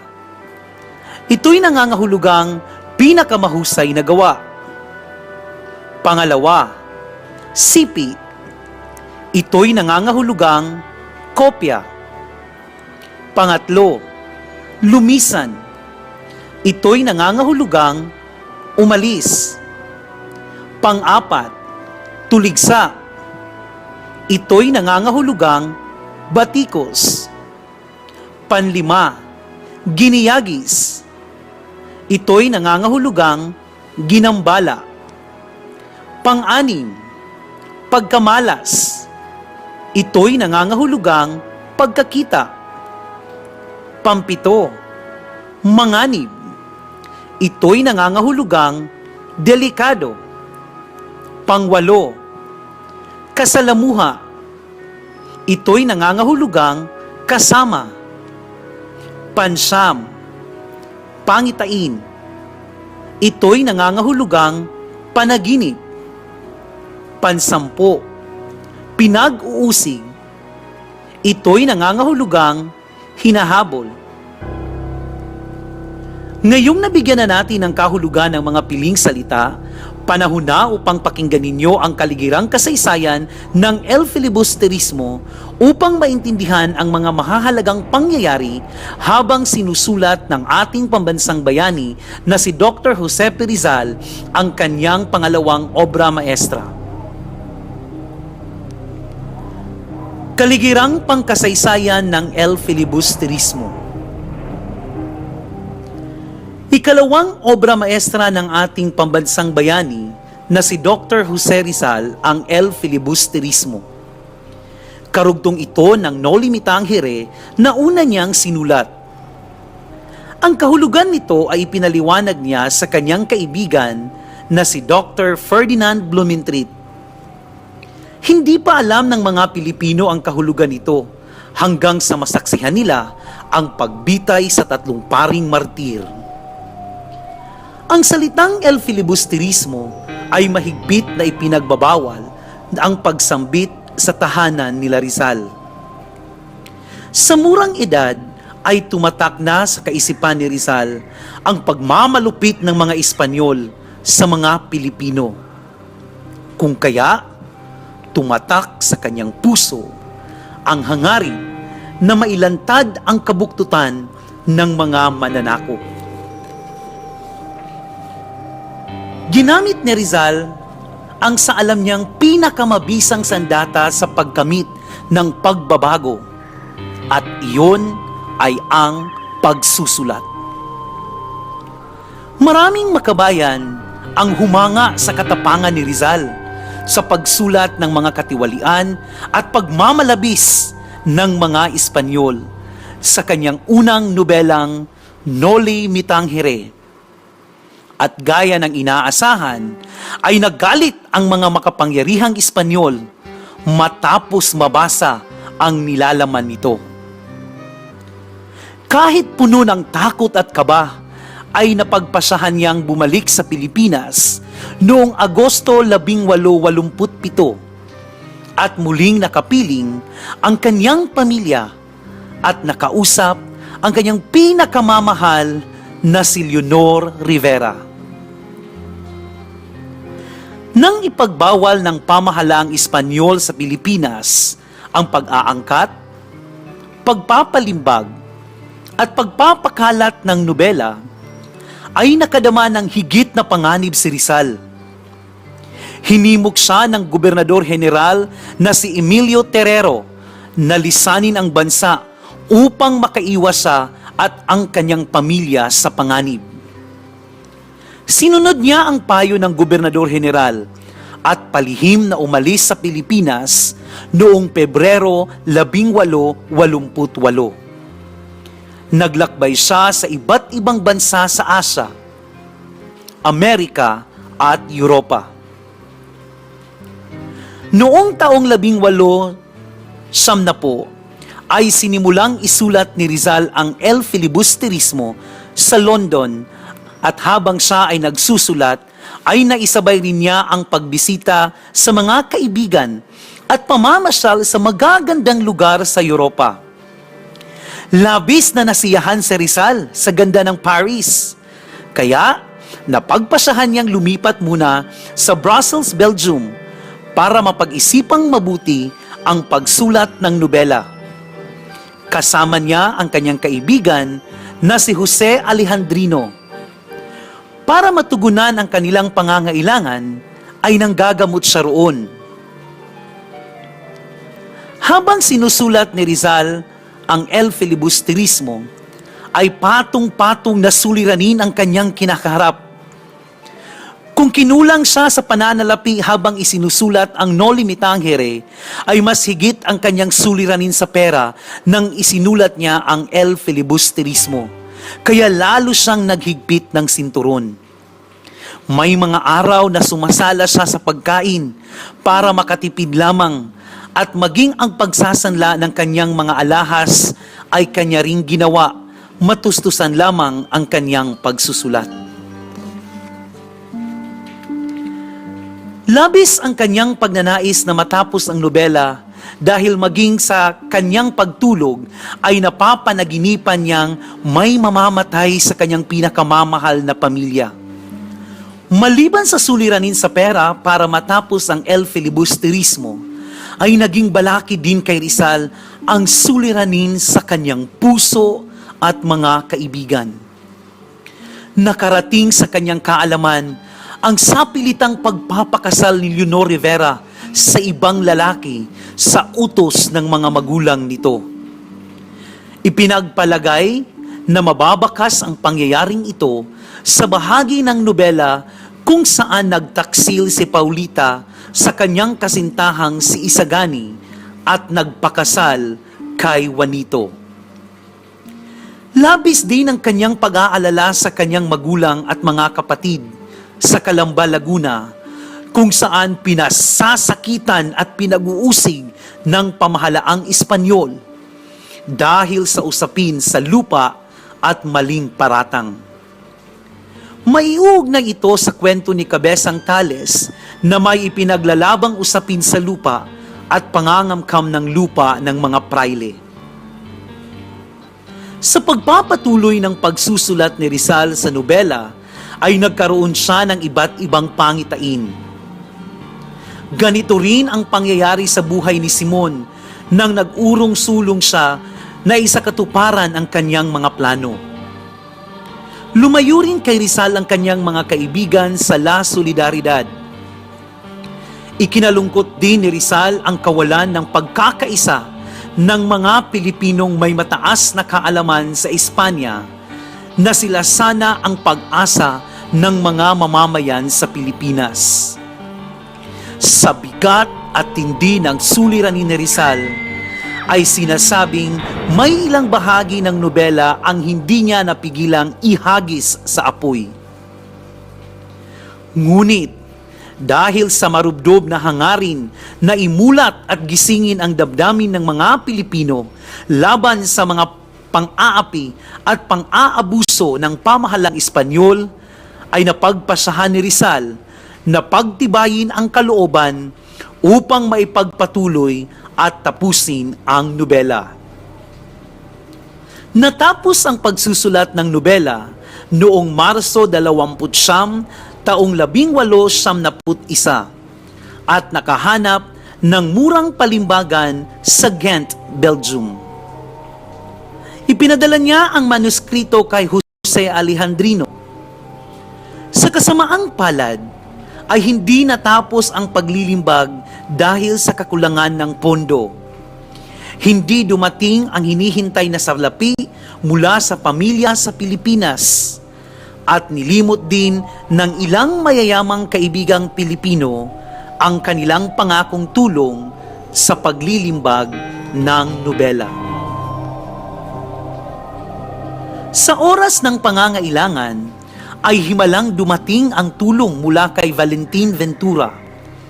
Siya ang gumastos para maipagpatuloy ang paglilimbag ng nobela noong Setyembre 18, 1991. Bilang pagtanaw ng utang na loob at pasasalamat ni Rizal sa kanyang mayamang kaibigan, ay inialay niya rito ang isang panulat at ang orihinal na manuskrito ng El Filibusterismo kasama ang isang nilimbag at nilagdaang sipi. Ipinadala ni Rizal sa Hong Kong ang karamihan sa mga aklat at ang ibang bahagi ng mga ito ay sa Pilipinas napunta. Pagkatapos mabigyan ng kopya ang mga kaibigang sina Juan Luna, Marcelo H. Del Pilar, Graciano Lopez Haina, at Dr. Ferdinand Blumentritt. Sa kasamaang palad, ay nasamsam sa Hong Kong ang mga aklat na ipinadala ni Rizal, maging ang mga kopyang ipinadala sa Pilipinas. Ipinasira ng pamahalaang Espanyol ang mga sipi ng nobela, subalit may ilang nakalusot at nagbigay inspirasyon sa mga naghihimagsik. Kung ang No Limitang Here ang gumising at nagpaalab sa diwa at damdamin ng mga Pilipino ukol sa mga karapatan, ang El Filibusterismo naman ang nakatulong ng malaki kay Andres Bonifacio at sa Katipunan upang mawala ang abalakid na nakasasagabal sa himagsikan noong taong 1896.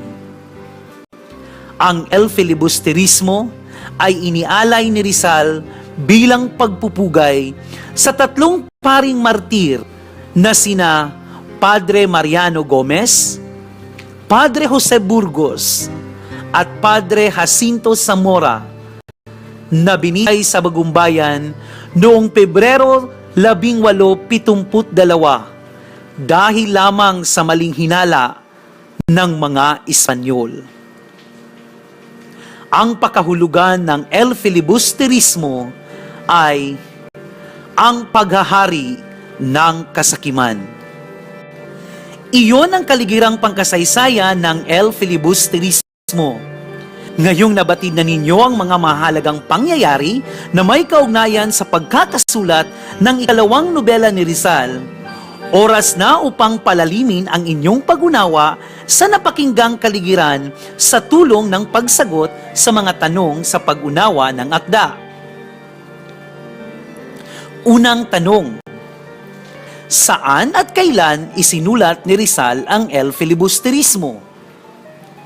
Uulitin ko, saan at kailan sinulat ni Rizal ang El Filibusterismo? Tama! Sinulat ni Rizal ang El Filibusterismo habang siya ay nasa Europa. Sinimulan niyang sulatin ito noong taong 1890 at natapos ang pagsusulat noong Marso 20 taong 1891. Iyon ang kaligirang pangkasaysayan ng El Filibusterismo. Ngayong nabatid na ninyo ang mga mahalagang pangyayari na may kaugnayan sa pagkakasulat ng ikalawang nobela ni Rizal, oras na upang palalimin ang inyong pag-unawa sa napakinggang kaligiran sa tulong ng pagsagot sa mga tanong sa pag-unawa ng akda. The Radyo Z-Eskwela program of the Division of Davao de Oro is being brought to you by Nueda Builders Construction and Supply Incorporated, Maverick Builders Incorporated, Mitch Construction and Supply, Archicons Architectural Construction and Supply, DB Construction and Supply, Hanaway Builders Corporation, Phoenix Corvada Tagum Gasoline Station, Master Construction and Supplies, Mackenzie Builders, GP&H Construction Incorporated, Metro Gear Construction Corporation, NEN Builders and Development Services Corporation, Max Mays Enterprises Incorporated, We Inc. Construction Company, Rangay Construction and Supply, East Sussex Enterprise, WM Construction, Councilor Boogie and Miss Marjorie Vertodazo, Icon Builders and Supply, and Apex Mining Company Incorporated.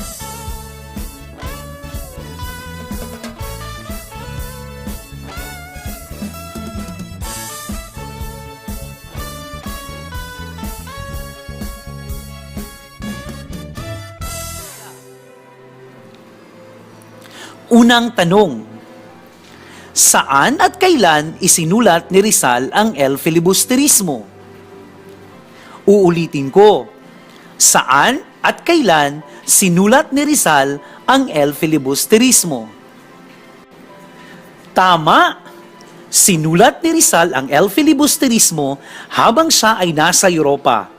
Sinimulan niyang sulatin ito noong 1870 at natapos ang pagsusulat noong Marso 29, taong 1871. Ikalawang tanong, ano ang nagtulak sa kanya upang isulat ang kanyang pangalawang obra maestra? Uulitin ko, ano ang nagtulak sa kanya upang isulat ang kanyang pangalawang obra maestra? Magaling! Katulad ng kanyang hangarin sa pagsulat ng kanyang unang nobela na Noli Me Tangere, hangarin din niya sa pagsusulat ng El Filibusterismo na mailantad ang kabuktutan ng mga mananakop at mas lalo pa siyang naudyok dahil sa pagbitay sa 3 paring martir na siyang pinag-alayan ng kanyang pangalawang obra maestra. Ikatlong tanong, anong mga suliranin ang kinaharap ni Rizal sa pagsulat ng El Filibusterismo at paano niya ito nalampasan?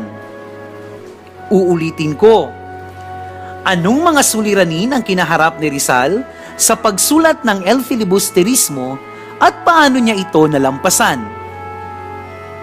Tumpak! Maraming suliranin ang kinaharap ni Rizal habang isinusulat niya ang El Filibusterismo. Isa na rito ang suliranin sa pera. Dahil sa suliraning ito, nagsikap si Rizal upang matugunan ang kanyang mga pangangailangan kaya siya ng gamot. Naghigpit din siya ng kanyang sinturon. May mga araw na sumasala siya sa pagkain para makatipid at maging ang pagsasanla ng kanyang alahas ay kanya ring ginawa matustusan lamang ang kanyang pagsusulat. Maliban sa suliranin sa pera, naging suliranin din ni Rizal ang suliranin sa kanyang puso at sa kaibigan. Nabalitaan niya na ang kanyang kasintahan ay sapilitang ipinakasal sa ibang lalaki, kaya mahihinuha na ang nasabing pangyayari ay may kaugnayan sa isang bahagi ng nobelang kanyang isinulat. Nandoon din ang pag-aalala sa kanyang mga magulang at mga kapatid na pinagsasakitan at pinag-uusig ng pamahalaan. Lumayo din kay Rizal ang kanyang mga kaibigan sa La Solidaridad. Pang-apat na tanong, bakit ipinagbawal ng pamahalang Espanyol ang pagbabasa nito? Uulitin ko, bakit ipinagbawal ng pamahalaang Espanyol ang pagbabasa nito? Tama! Mahihinuha na kaya ipinagbawal ng pamahalaang Espanyol ang pagbasa sa El Filibusterismo dahil ayaw nilang mabatid ng lahat ang kabuktutan ng kanilang pamamahala at maaaring ayaw rin nilang mapukaw ang damdaming makabayan ng mga Pilipino at mag-aklas laban sa kanila. Panlimang tanong, paano nakatulong ang nobela kina Andres Bonifacio at sa Katipunan? Uulitin ko, paano nakatulong ang nobela kina Andres Bonifacio at sa Katipunan? Magaling! Nakatulong ang nobelang ito ng malaki kina Andres Bonifacio at sa Katipunan sa pamamagitan ng pagkawala ng mga balakid na nakasasagabal sa pagsasakatuparan ng himagsikan noong taong 1876. Mahusay! Ngayong nasagot na natin ang mga tanong sa pag-unawa sa napakinggang kaligirang pangkasaysayan ng El Filibusterismo, oras na para subukan naman natin ang inyong mga natutuhan sa paksang ating tinalakay sa araw na ito. Kaya naman, ihanda ang sarili, kunin na ang sagutang papel at panulat at maging handa sa ating maikling pasulit. The Radyo Z-Eskwela program of the Division of Davao de Oro is being brought to you by Nueda Builders Construction and Supply Incorporated, Maverick Builders Incorporated, Mitch Construction and Supply, Archicons Architectural Construction and Supply, DB Construction and Supply, Hanaway Builders Corporation, Phoenix Corvada Tagum Gasoline Station, Master Construction and Supplies, Mackenzie Builders, GP&H Construction Incorporated, Metro Gear Construction Corporation, NEN Builders and Development Services Corporation, Max Mays Enterprises Incorporated, We Inc. Construction Company, Rangay Construction and Supply, East Sussex Enterprise, WM Construction, Councilor Boogie and Miss Marjorie Vertodazo, Icon Builders and Supply, and Apex Mining Company Incorporated.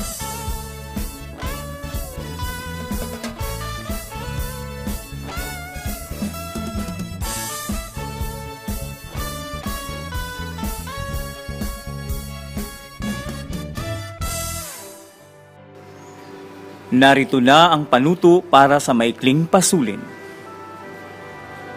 Pakinggan ang bawat pangungusap. Isulat ang salitang tama kung ang pangyayari ay tumutukoy sa mga kondisyon sa panahong isinulat ang El Filibusterismo at salitang mali naman kung hindi. Uulitin ko, pakinggan ang bawat pangungusap. Isulat ang salitang tama kung ang pangyayari ay tumutukoy sa mga kondisyon sa panahong isinulat ang El Filibusterismo at salitang mali naman kung hindi. Simulan na natin ang maikling pasulin. Unang bilang. Ang salitang El Filibusterismo ay mahigpit na ipinagbabawal ang pagsambit sa loob ng tahanan ni Rizal. Uulitin ko, ang salitang El Filibusterismo ay mahigpit na ipinagbabawal ang pagsambit sa loob ng tahanan ni Rizal. Ikalawang bilang. Ipinagbawal ng mga Espanyol ang pag-aangkat, paglilimbag at pagpapakalat ng El Filibusterismo. Uulitin ko, ipinagbabawal ng mga Espanyol ang pag-aangkat, paglilimbag at pagpapakalat ng El Filibusterismo. Ikatlong bilang. Lumayo kay Rizal ang kanyang mga kaibigan sa La Liga Filipina.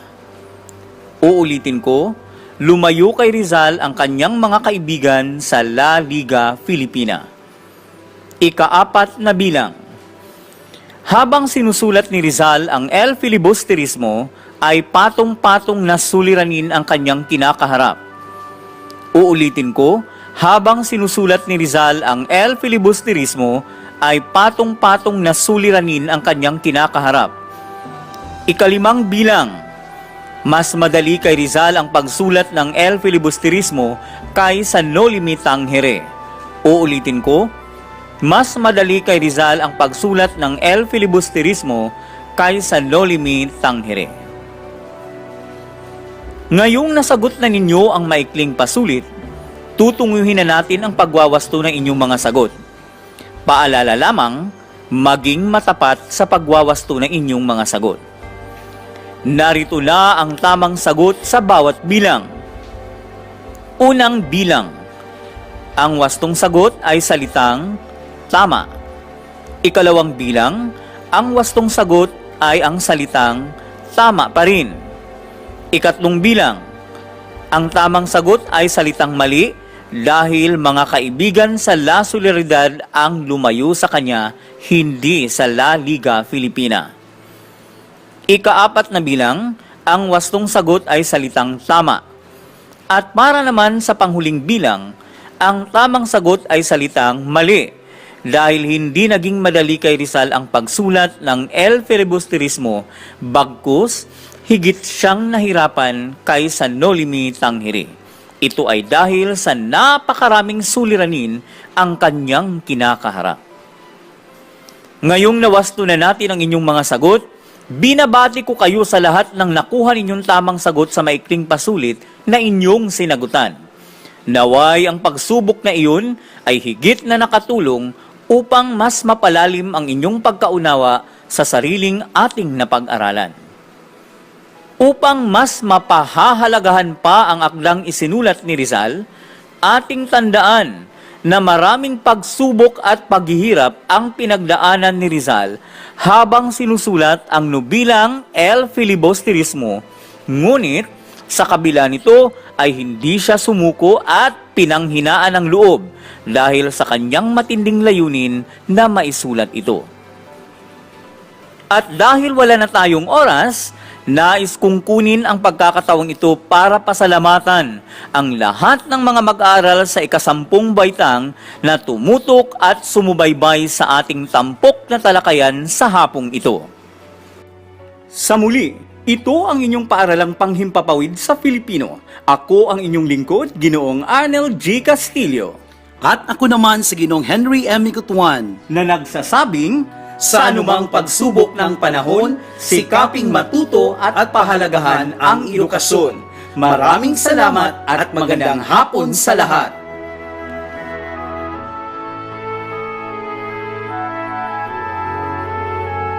Radyo Z-Eskwela Executive and Technical Working Committee. The School's Division Superintendent, Eufemia T. Gamutin, CESO 5. Assistant Schools Division Superintendent, Dr. Romel R. Handayan. Curriculum Implementation Division OIC Chief, Dr. Arlene B. Lim. School Governance and Operations Division, Dr. Ruben J. Riponte. Program Director, Dr. Arlene B. Lim. Assistant Program Director, Noemi P. Canales.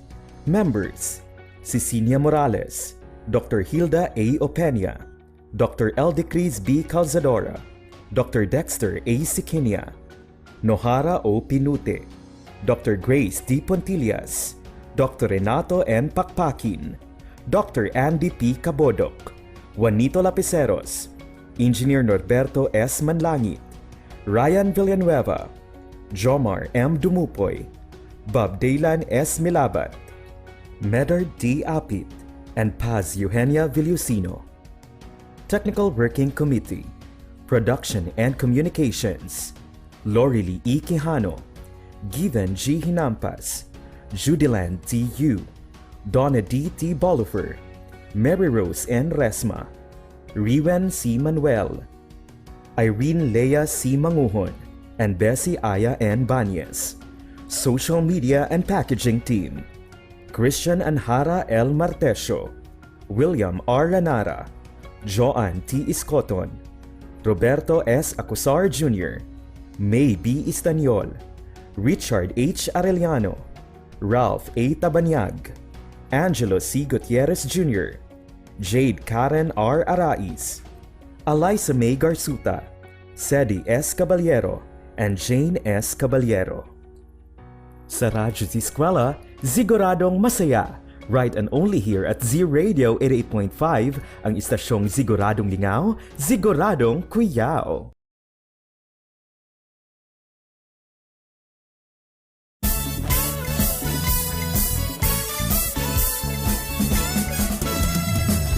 And yes, we are back mga ka-Z-Eskwela. Kayo'y nakikinig pa rin po sa ating programang Radyo Z-Eskwela. Siguradong masaya. Oras na to karon, it's already 1:40 na gyud sa hapon. 20 minutes bago tayo magpaalam, Sir Drew. And at this point of time, we're done with our 4th lesson presentation po. Yes, sa maligayang bati at nais naming pasalamatan ang ating content presenters para sa last lesson presentation for today na kung saan patungkol sa Grade 10 Filipino na topic na kaligirang kasaysayan ng El Filibusterismo. So, thank you so much to the content presenters, Sir Arnel G. Castillo, a Master Teacher 1 from Attorney Orlando S. Remando National High School, and so with his partner, Sir Henry Mikutuan, Teacher 1 from Pindasan National High School. Napakagandang presentasyon po with regard sa inyong topic. Yes, so congratulations, maligayang bati po sa inyo.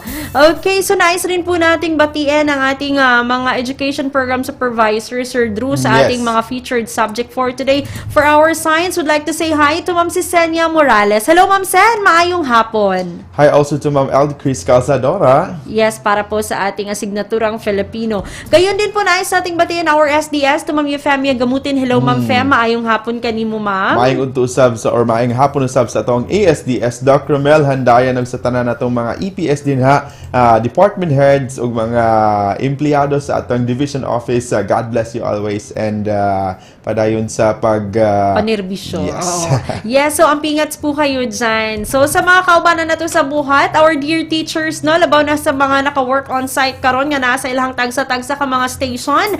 Ayan, hello po sa inyo, isang magandang hapon po. And before tayo magbababay, since mayroon pa tayong time, we would like to say thank you so much to all our Radyo Z-Eskwela program sponsors, Metro Gear Construction Corporation, Nan Builders and Development Services Corporation, Max Mace Enterprises Incorporated, Wing Construction Company, Rangay Construction and Supply, East Sussex Enterprise, WM Construction, Councilor Boogie and Miss Marjorie Vertidazo, Icon Builders and Supply, Apex Mining Company Incorporated, and Pahati Construction. Ayan sila po ang ating mga program sponsors. Muli, maraming salamat po. I'd like to shout out my brother, Junjun, Navaluna, nga naminaw karon, who's watching my live also. Ayan, hello po. And of course, to Yashua Milabat and to Milabat family, to Ate Kelly, to Sir Bob. Ayan, belated happy birthday po. Thank you so much for listening. Hello also to Ma'am Glory Salvi Guok, to Ma'am Annabelle Buko Tumaob, and to Valentin Ligali Grikelio. Happy listening also sa ato ang mga listeners diya sa Barangay Gabi, most especially to Tumanda family nga always good naka-tune in. Maraming thank you to Sir Alvin, Ma'am Donna, o silahang little baby girl nga si Aliyah. Ayan, hello po sa inyo dyan. Again, we're reminding all our grade 9, 10, 11, and 12 learners across the province to notify us with your attendance by filling out our attendance link for today. Naka-flash yan sa ating mga FB screens at the same time. Nakapin din yan sa ating mga FB pages. And if you missed this episode, you can review all our downloaded lesson presentation through our YouTube channel na Radyo Z-Eskwela DDO. Ayan. Okay, so atong oras karon it's still 1:43. Mobalik pa kitaan sa atong pagbalik, no? Atong isulti kanila Sir Drew kung sa ilang mga angay atangan sa atong programa ug mapuhon. Tungod atong programa mabati ninyo adlong tanan, sugod adlong Lunes, tama na adlong Domingo, alas 10 sa buntag kutob pod alas 2 sa hapon. Only here ka na sa inyong paboritong radio station, ang Z-Radio 88.5. Ang istasyong siguradong lingaw. Siguradong kuyaw. Ayan, so atangin ninyo na, and of course, still have your time pod nga mapaabotin yung mga mensahe. So kung doon na pa ko mo yung mga gustong i-greet or i-shout out o sa uban pa ninyong concern, just feel free no nga mo comment sa itong mga comment boxes or pwede ka mong manawag or mo text sa itong numerong 0953-211-3492. Ayan, Sir Drew. So I'd like to say hi sa kong mga kaubanan diha sa Cao National High School, headed of course ang mga principal Ma'am Norma Baruiz. Ayan sa mga naka-onsite karon, to Ma'am Joy Alcocer, to Christopher Nistal, to Ma'am Jenaline Tayone, Sir Janel Papa, Ma'am Ingrid Cortez, ayan, to Ma'am Alma Joy Alcocer, Sir Jordan Gutchoco. Hello po sa inyo dyan. To Ma'am Evelyn Alforo. Isang magandang hapon. Isang magandang hapon din sa aking mga kasama dyan sa Tuburan National High School. Nagipangunahan sa mga school in charge, Head Teacher 1, Sir Rogelio A. Guno. Hi also to Sir Harvin Niki S. Ismedia, Ma'am Giselle Bantilan, Ma'am Lina Batino, Ma'am Feby May Gloria. We also have Sir Roel Castaneda, Sir Tito Fernandez, and sa tanan akong mga co-teachers, get to be always on the kumbaga mag-amping kanunay. Yes. Okay, so amping at spod sa mga nakabiyahe karon. Thank you so much nga kami ang inyong napili nga mapaminaw no sa inyong or makauban sa inyong pagbiyahe. So doon na pa day mga pa-shoutout Sir Drew, tagaan na tong pagtagad. We have Shout out to my friend, my high school classmate. Nga usan-usab karon ka magtutudlo to Sir Jason Carillo. Hello also to Dang, Ati Dang, Navaluna Ardiente. Maayong hapon. Shout out to Jomar Kaay. O sa iyang mga kaubanan nga si Fidel Bernas, Lloyd Arisco, and to Kent Joseph. Ayan, hello po sa inyo dyan. Isang magandang hapon po. Okay, so mubalik pa kita mga ka-Z-Eskwela. Humaniining pipila ka mga pahinumdom.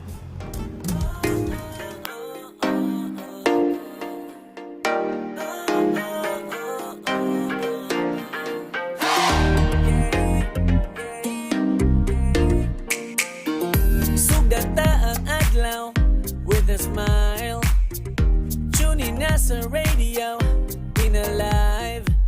Bisan na sa man good, listen to the music and it feels so good. Ay gundang ihangtot, di papuntagan pero lingaw man pod. Sa balay man o trabaho, bisan na sa man ka mo adto.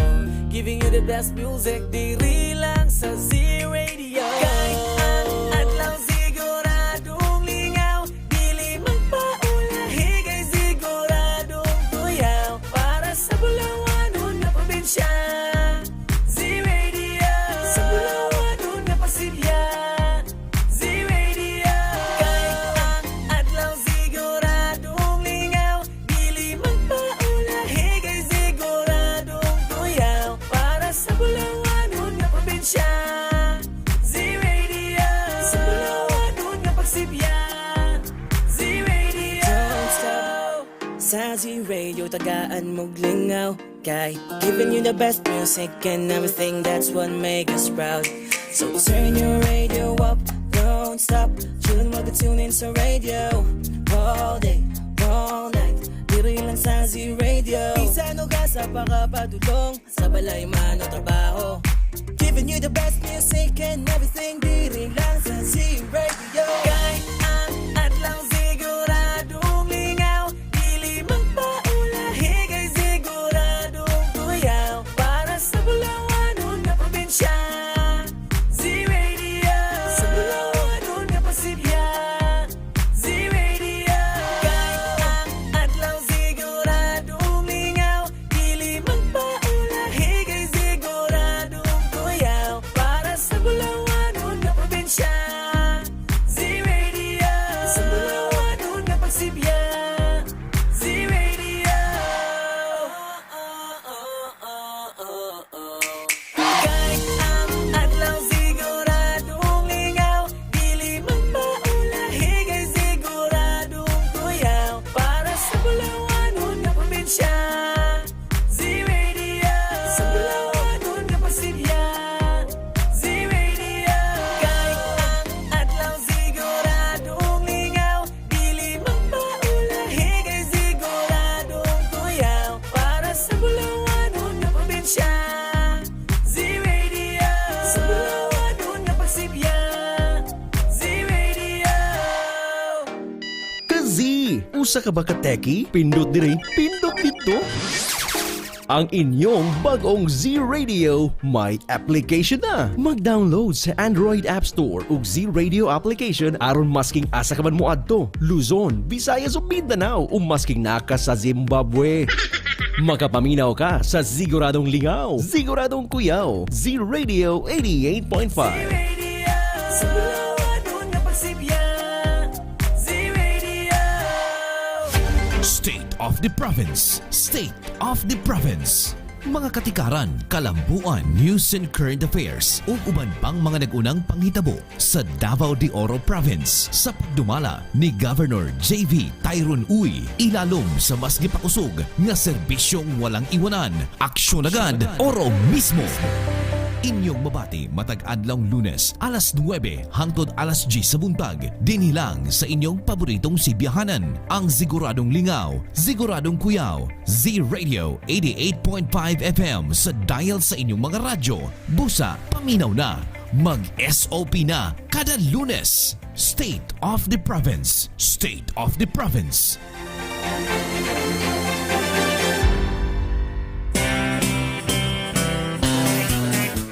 for keeps nga agri-tips. Mas maayong magtanom og nepier og indigo tree aron makatipid sa mga ipakaon sa mga kanding o karnero. Tipid na ka, busog pa imong mga alaga. Kini nga agricul tip hatod kaninyo ni Col Herb Zamora Apsay sa Octaem Agri School.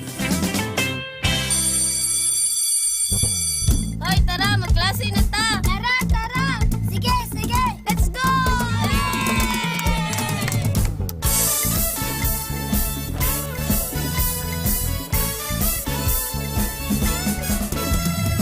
Kunin na ang radyo, hanapin ang Z-Radio. Halika na at makinig, mag-aaral tayo! Sa Radyo Z-Eskwela, makinig, matuto. Sa Radyo Z-Eskwela, may matutuhang bago. Sa Radyo Z-Eskwela, siguradong masaya. Davao de Oro, Radyo Z-Eskwela.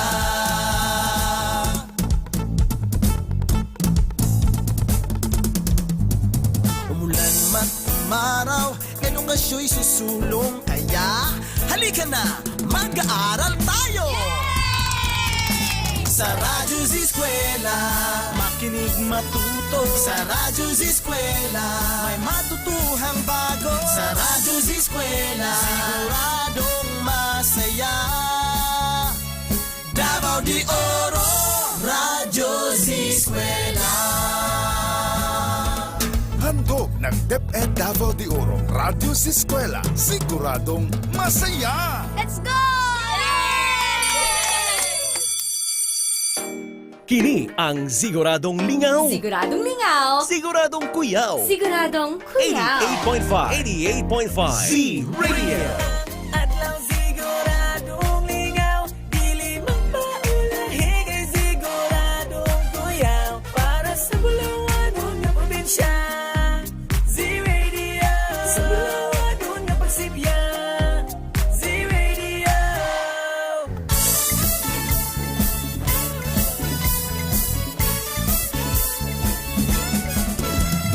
Oras na to karon mga ka-Z, it's already 1:53 na ng hapon, 1:53 na. Old time check sa tud gihapon kanato ni Vice Governor Maria Carmen Zamora. Ayan mga ka-Z-Eskwela, so ilang minuto na lang mag-bye-bye na may. But before that, we would like to remind you for tomorrow's episode, we will have our Filipino 11 and 12, Araling Panlipunan 9 and 10. Makakasama nyo bilang anchors for tomorrow, Teacher Given Hinampas and Teacher Nanay Lor Quijano, and also Teacher Judy Lanyu and Teacher Donna D. Bolifer. Yes.